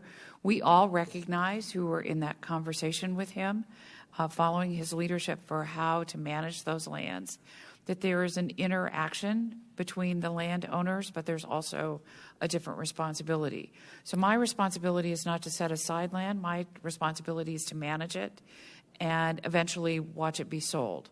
So whether it's Charlie's goal to find and Charlie and I have had a long number of conversations, as I have had with Chuck Backus my entire tenure at the Land Department, about what do we do with the lands that people would like to see as open space that's reflected in this comprehensive plan proposal. That still has to be bought. We can't do that as the Land Department, just arbitrarily close land, in the same way that federal agencies, BLM and Forest Service, have to do the same thing. But it doesn't mean that we're not aware of what our neighbors are doing. We are aware of what's happening in the development community. We're aware of what's happening on BLM land. We're aware of what's happening on Forest Service land. And that's one reason why our request for a comprehensive plan change looks the way it does. So whether or not you're going to be able to preserve more is not something that any of us can decide today. That comprehensive plan change will dictate to whoever wins the auction or has the highest bid at the auction does in its work with the county. But having public conversations about how we treat our resources is part of Arizona's DNA and very, very important. Not just for how we manage the trust, but how BLM manages their footprint in the state, how the Forest Service does, even how the parks do, which is a completely different operation. And all of us talk all the time, because when you go from a piece of state trust land onto BLM land or onto Forest Service land, and I know this for a fact because we've had some trespassing in this area recently that both BLM and state lands have been working on, the public doesn't know. It's like within the metropolitan area of Phoenix, you don't know when you're crossing the boundary from Phoenix to Glendale unless you happen to see the sign, which is generally well into the boundary. But as land managers, we all know that we need to work together, and we do. So this is the Land Department's recognition of what already exists and that we're not trying to asphalt every bit of land, but we do have a responsibility to the beneficiaries when development is ripe, that we move forward accordingly. Charlie, was that? Okay.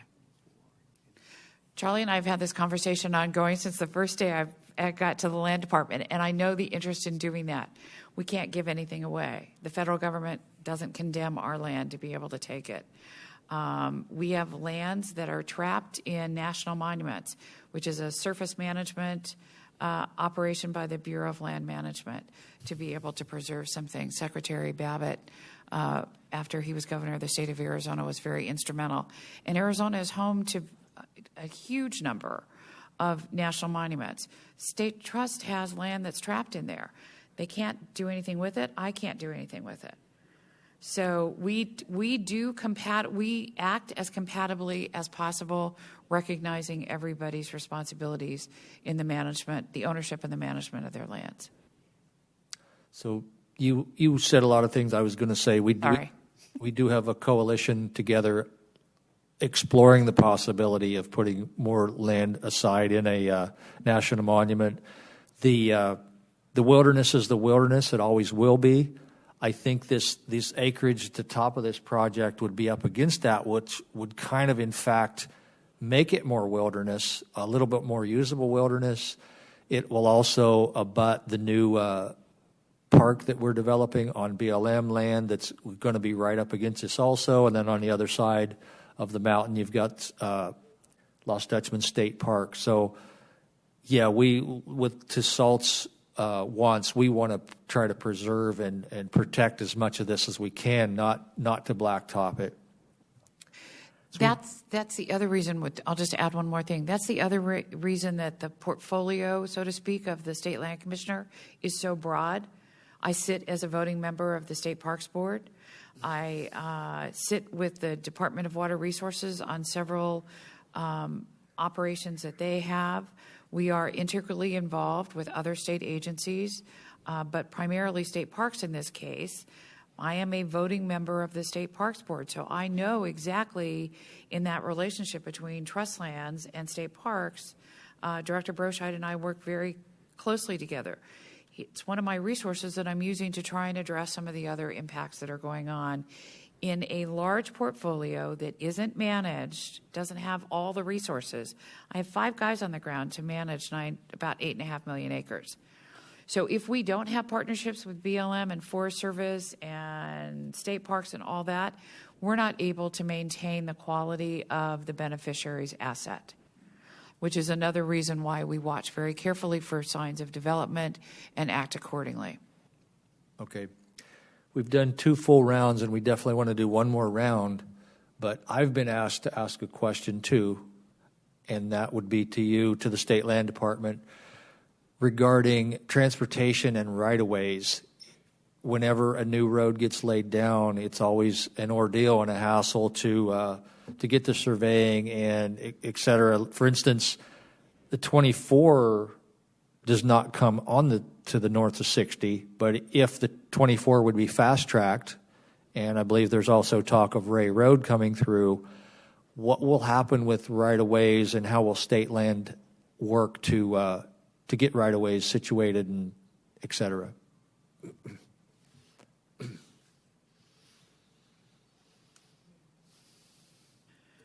Mark reminds me that we're going to sell that with the auction, as part of the auction. It'll be packaged together, the rights of way will. Okay, because that is one of the longtime wishes from the people that do live in the Gold Canyon, Peralta, and Entrada de Oro. It's one way in, one way out. How can we get more transportation? So this package could then actually get more roads, more efficient. And one of the things that I will be asking, if this does come before us, is that we designate the 24 as a dedicated truck route. And you see this in the east and you see it in the valley. For instance, the 51 is no hazmat can go up the 51. I would like to see if we can get with the ADOT board that all trucks must exit, no more trucks through Gold Canyon unless they're making a delivery to Bashas' or to the gas stations. And I think there is precedent for that. That way that road just becomes a local gathering road instead of anything, if Resolution Copper develops, that all that traffic would go down to the 24. So that will be one of the things that I'll be pushing. So we've been working very closely with the county staff on those issues. On transportation issues is a big concern of the departments, because clearly if you can't get from point A to point B, you're not going to have the development. So I know, and I've not been in those meetings, I apologize for that. So I wanted to check with Mark and make sure that we put on the record that those rights of way are going to be part of the auction. It's not atypical for us to do. That way we know that everything's going to happen in its proper order in a timely fashion. yeah. Another thing about what I was meaning, if you go back east where there are certain bridges, and you'll see as you approach a bridge, load limit on that bridge. Any truck over that size has to go around, and they may have to go 10, 15 miles to get around that bridge. So I would like to see a load limit put on the 60 so that it's not continually tore up. When we finally do get it repaired, that it just doesn't go right back to the condition it is. So, Leo, it's 11:30. Can we do one more round? Yeah, sure. Okay, so we're back up to Gold Canyon Inc.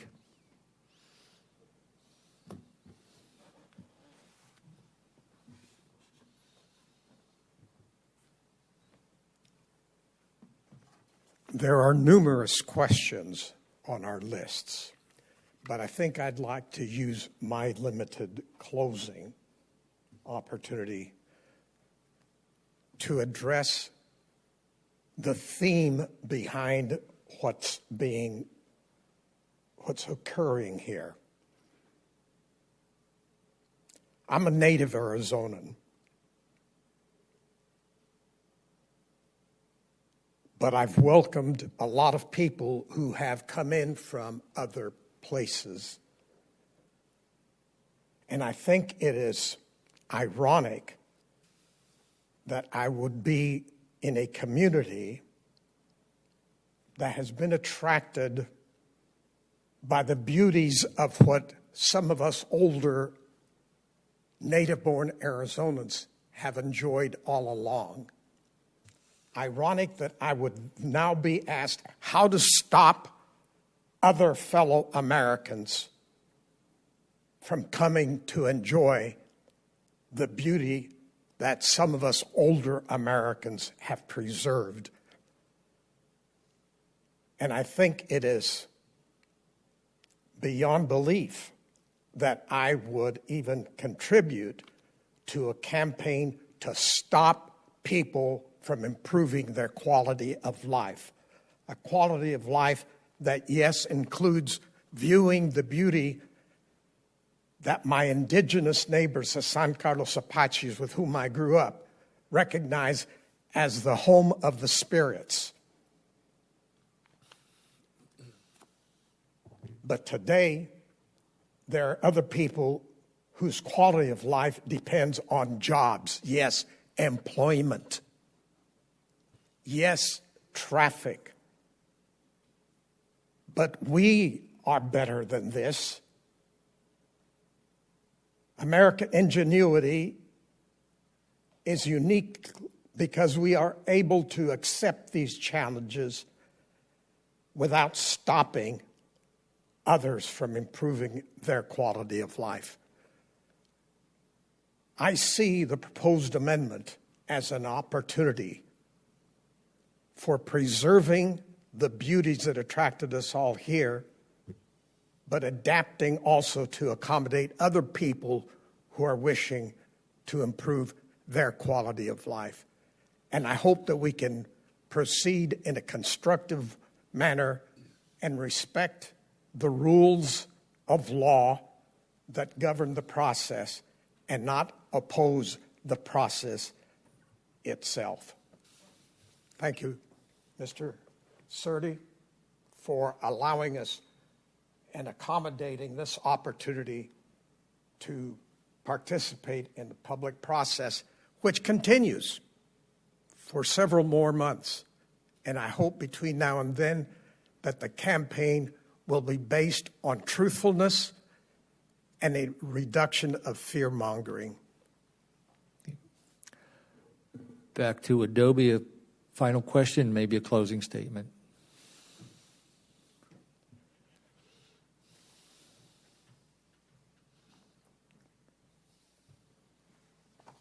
Likewise, I say I thank you, Supervisor Surdy, staff members, and the notables over here. We thank you very much. I appreciate the ability to come today.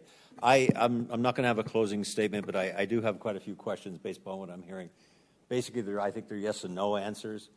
Just to help me out, to start this whole process of the land deal, did someone come to the state and say, gee, we would like this land and we would like it employment, or did it start by the state saying, as you explained, gee, we think this hunk of land and it should be employment? Which one did it start with? The second. Okay, so the state established that. About when did this start, approximately? Your ideas about this? Been over the last year or so. Okay. Between the time... Remember, we had a very major land sale that we worked on prior to that, and it's the land that will be annexed by Apache Junction. Right. Probably in the next year, actually in the next few months. The annexation will happen, so we've been looking at Superstition Vistas. We've been looking at Pinal County almost since the day I arrived at the department. So this particular one has been months in the making, but we have been working on issues in Pinal County since the first day I arrived in June of 15. Okay, thank you very much. Between that time and 2 weeks when the certain individuals in Gold Canyon received letters about the meeting that was to be held on July 1, that was the first time citizens knew this was happening. Did your department have any meetings whatsoever with anybody in the county regarding what you were thinking about, and were there minutes made of those public meetings? I did not. I don't know. Does anybody in your department know? I would have to ask. But we talk to the county on a routine basis. I talk to your supervisors on a routine basis with regard to growth issues. I have sat down with many of them over the course of my tenure. We naturally have a conversation with county staff as we do with city staff when we're looking at growth patterns.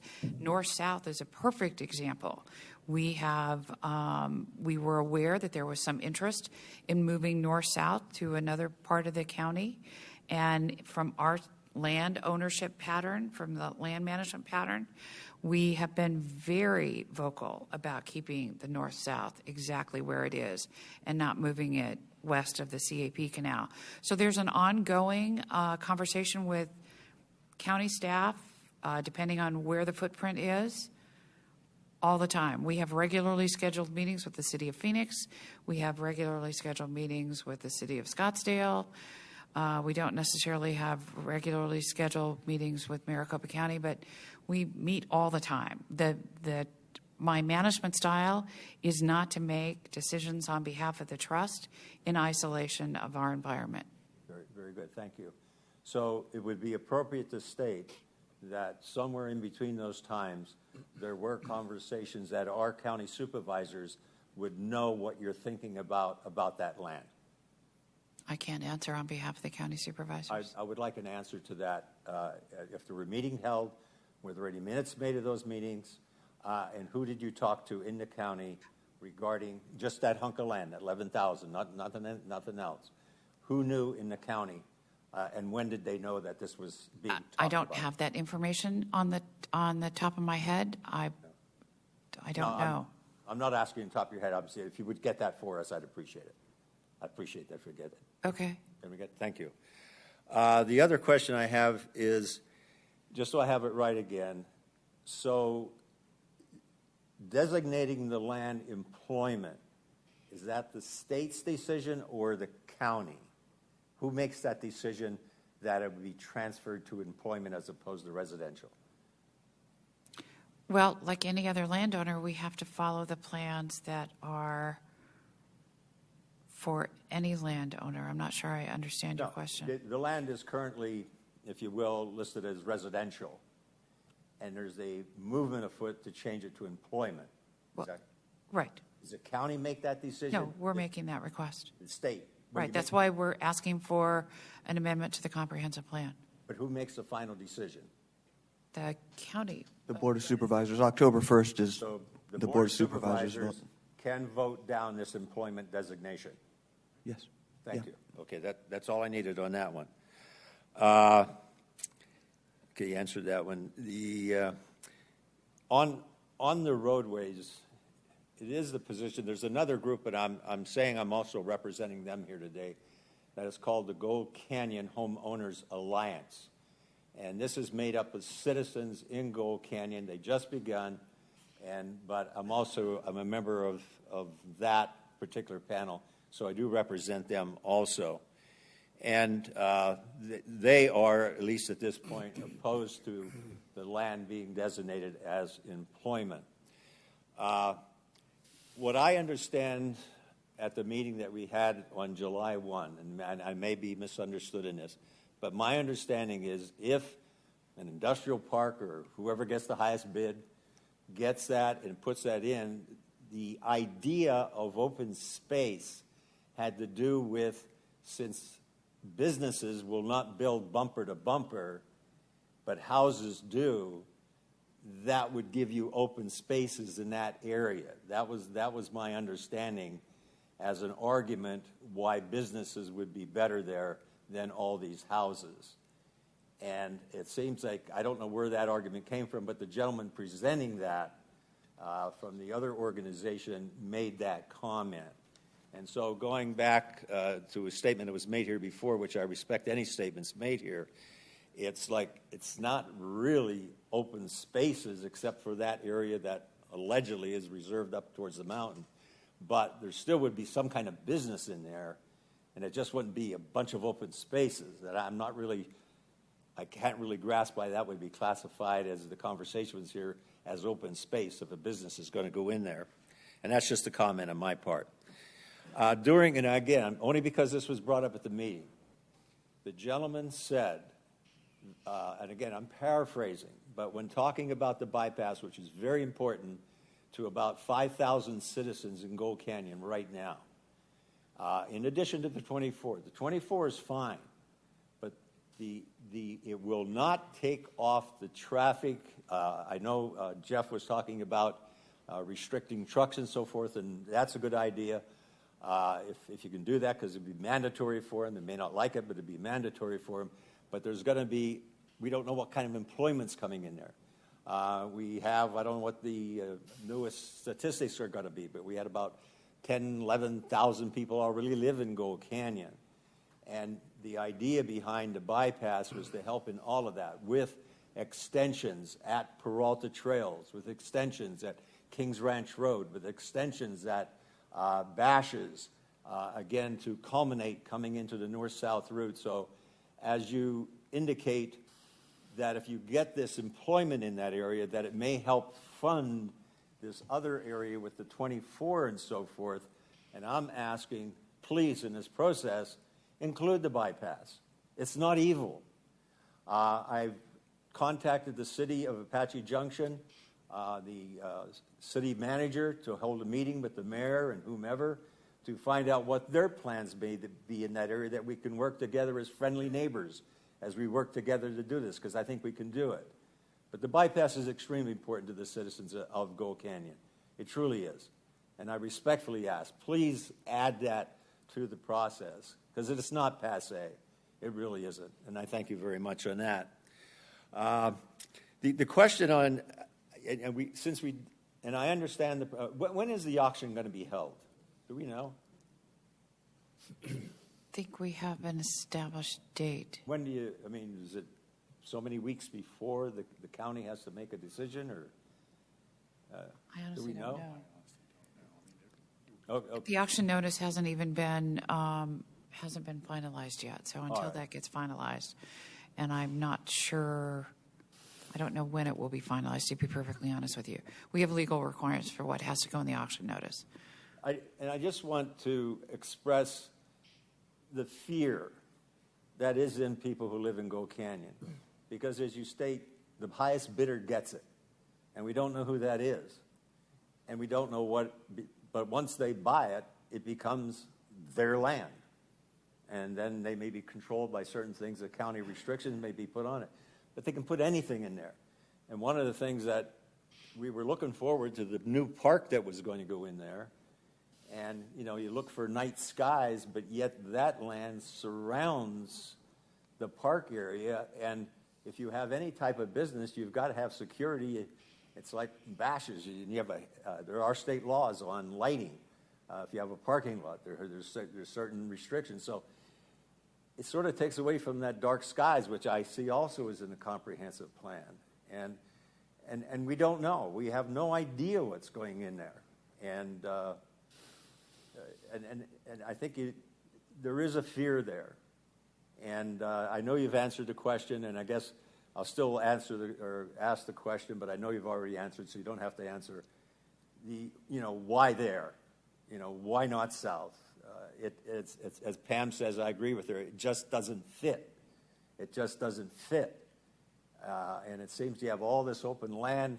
Maybe that goes in because of the annexation of Apache Junction or whatever. We don't know what. But I would say to Mr. Surdy, as a county supervisor, a lot of this would have been avoided had the citizens known. And I think it's incumbent upon the county supervisors to let the people know. Don't keep it in the dark. Don't keep it behind shadowy doors, and then suddenly it's thrown upon us, and say, "Hey, here, deal with it." Let us know. We're big boys and big girls, and we can deal with this. But it seems like it was hidden, and I personally feel that there was a lot going on and back doors on this thing, and then suddenly it's released upon us. And if that happened, and I'm not saying it happened, but if it did, that's wrong. Government works for the citizens. We don't work for you. We do pay. I was in law enforcement all my life, and I had many people tell me, We pay your salary. And they're right. They paid for my benefits. They did. They were correct. And therefore, I should treat them with respect and dignity, no matter what they did. And I did that.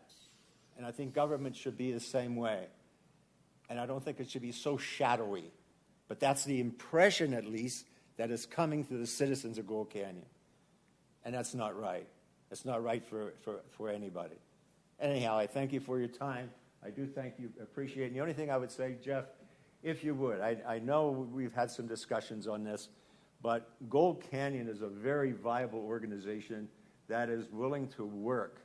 But just selecting one group, Roberta's group, as the one you're going to focus on, I don't think that's right. I think you've got to focus on all of us and the new group that's forming, and Roberta's group and our group. We are different. We'll always be different, but we can work together as a team. We can do that. We can do that, but we want to be informed. Thank you very much. I truly appreciate you coming today. Thank you, Jeff, for organizing, and I do thank Roberta for setting it up today. Thank you very much. I agree that all those groups should be heard, and that was more than one question, but I think it's better to get all these questions out here than to leave them hanging again. That's why we had this meeting after the July 1st meeting. Salt, do you have any more questions or a statement?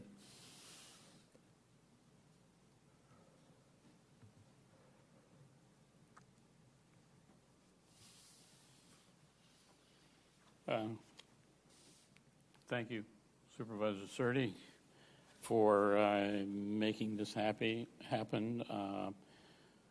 Thank you, Roberto. I know you were involved in getting this started. I think it's a great thing that we can have the dialogue.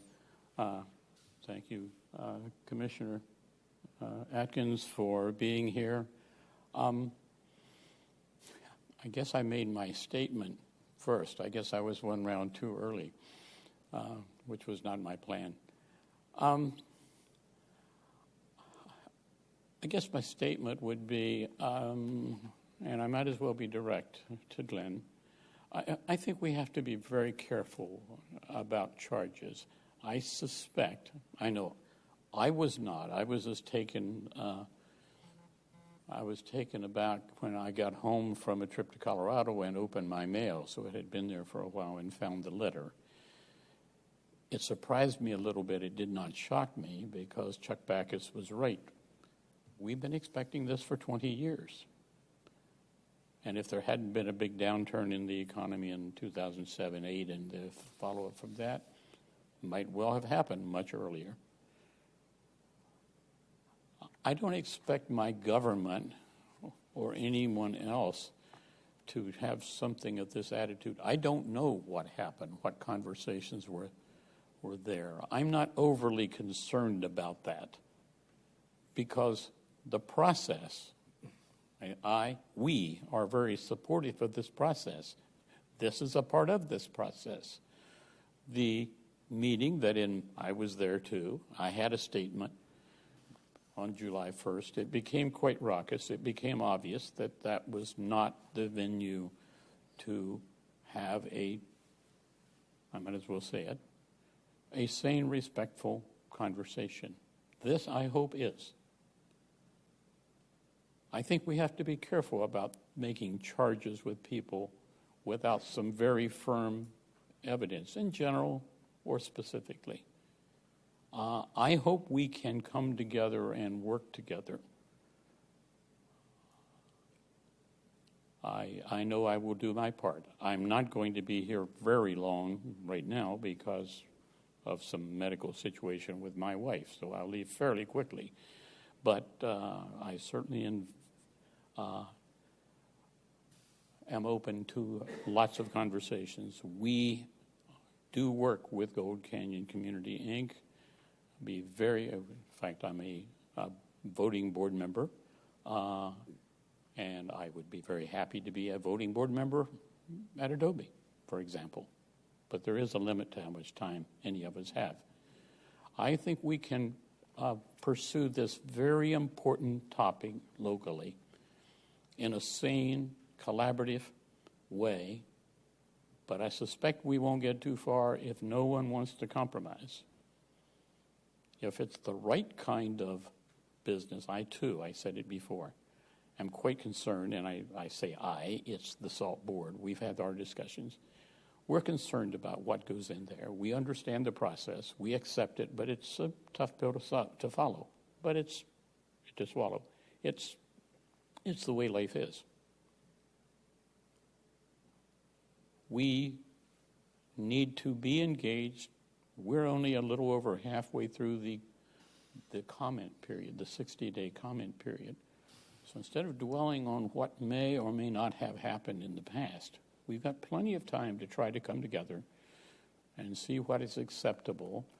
I think the Superstition Area Land Trust land plan that was developed long before I ever thought I'd ever live in Arizona, be completely without my knowledge, is a pretty good start, mostly because it's had a great influence on Superstition Vistas and the development of the Pinal County Open Space and Trails Master Plan, and then that 2009 Comprehensive Plan, and of course on everything going forward. It doesn't mean that it's the end-all, but it's a good starting point. And I think the community was behind it, and I suspect they still are. But we can't be overly suspicious. Yes, we can be from Missouri. Don't tell me, show me. But let's not go the other route and not be willing to be shown. There's all kinds of issues, and I'm sure they will be, as I said before, I'm cynical, but not ridiculously cynical. I'm hoping that issues such as the O'Donnelly private land that can be landlocked with all this,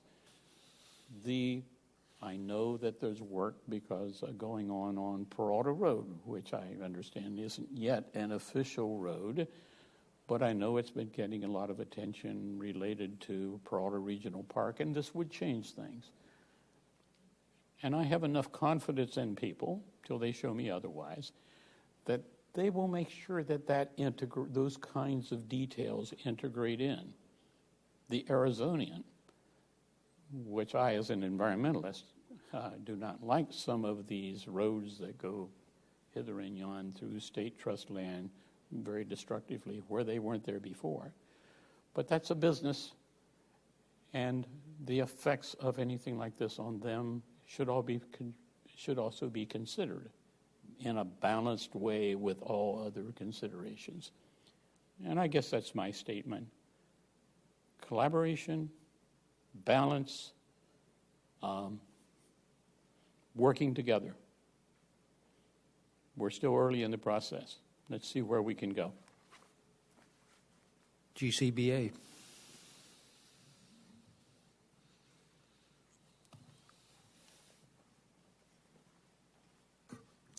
Thank you. I, too, want to thank you, Supervisor Surdy and Commissioner Atkins.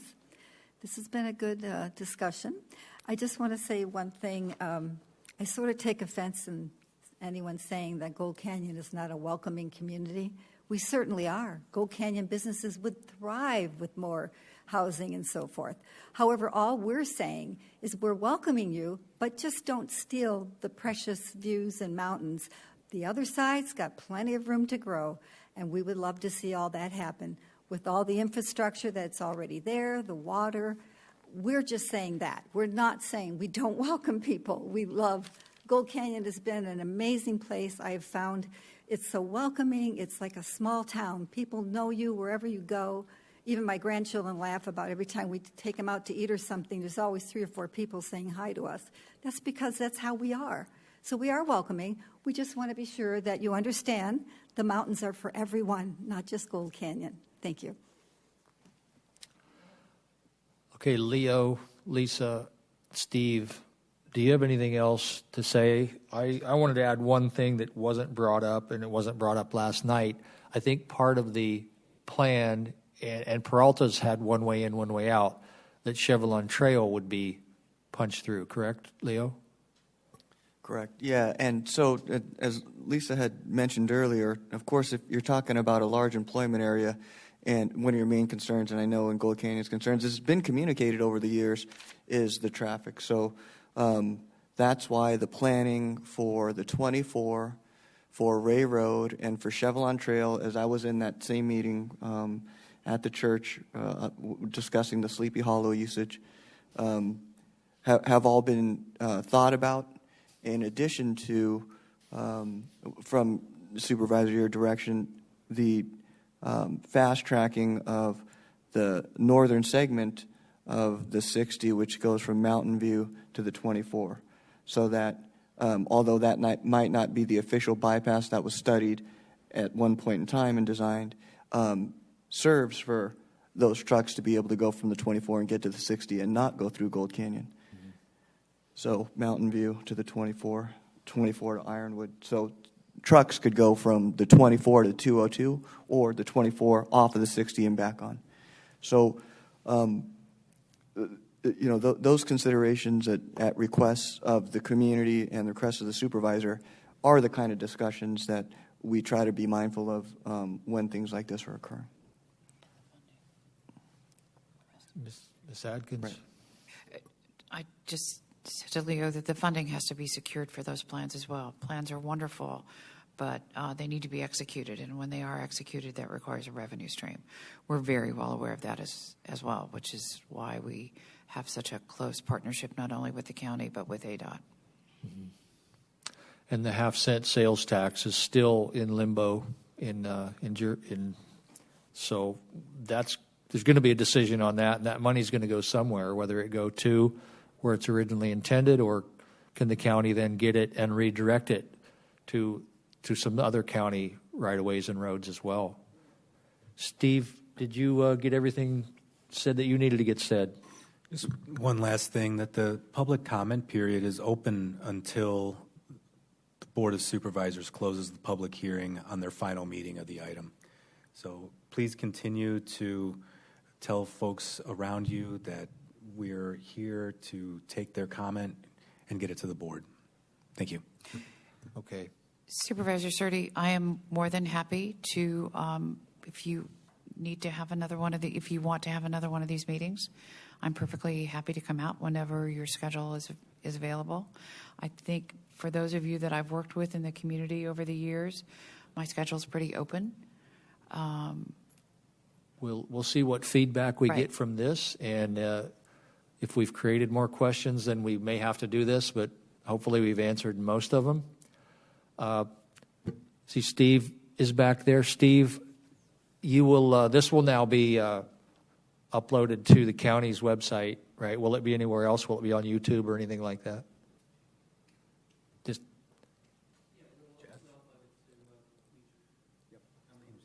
Okay. All right. With that, I'm not the chairman of this meeting, but someone is going to have to adjourn it. So.